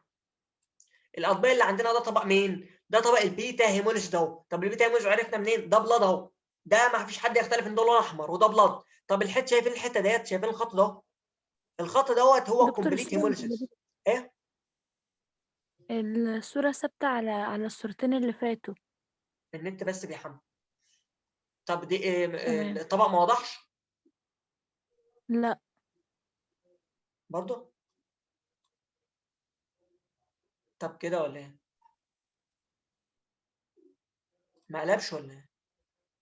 لا برضو. طب كده قلب ولا كده برضه قلب؟ لا. ايه يا عم النت وقف ولا ايه؟ امال انت سامعني ازاي؟ مش عارفة، ممكن المشكلة عندي أنا في النت، مش عارفة الباقي بقى ظاهر له ايه. لا ثابت برضه. ثابت؟ هو ثابت اه.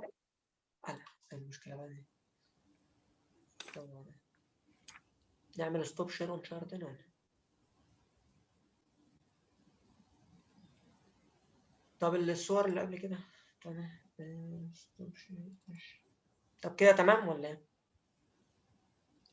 لا لسه. برضه؟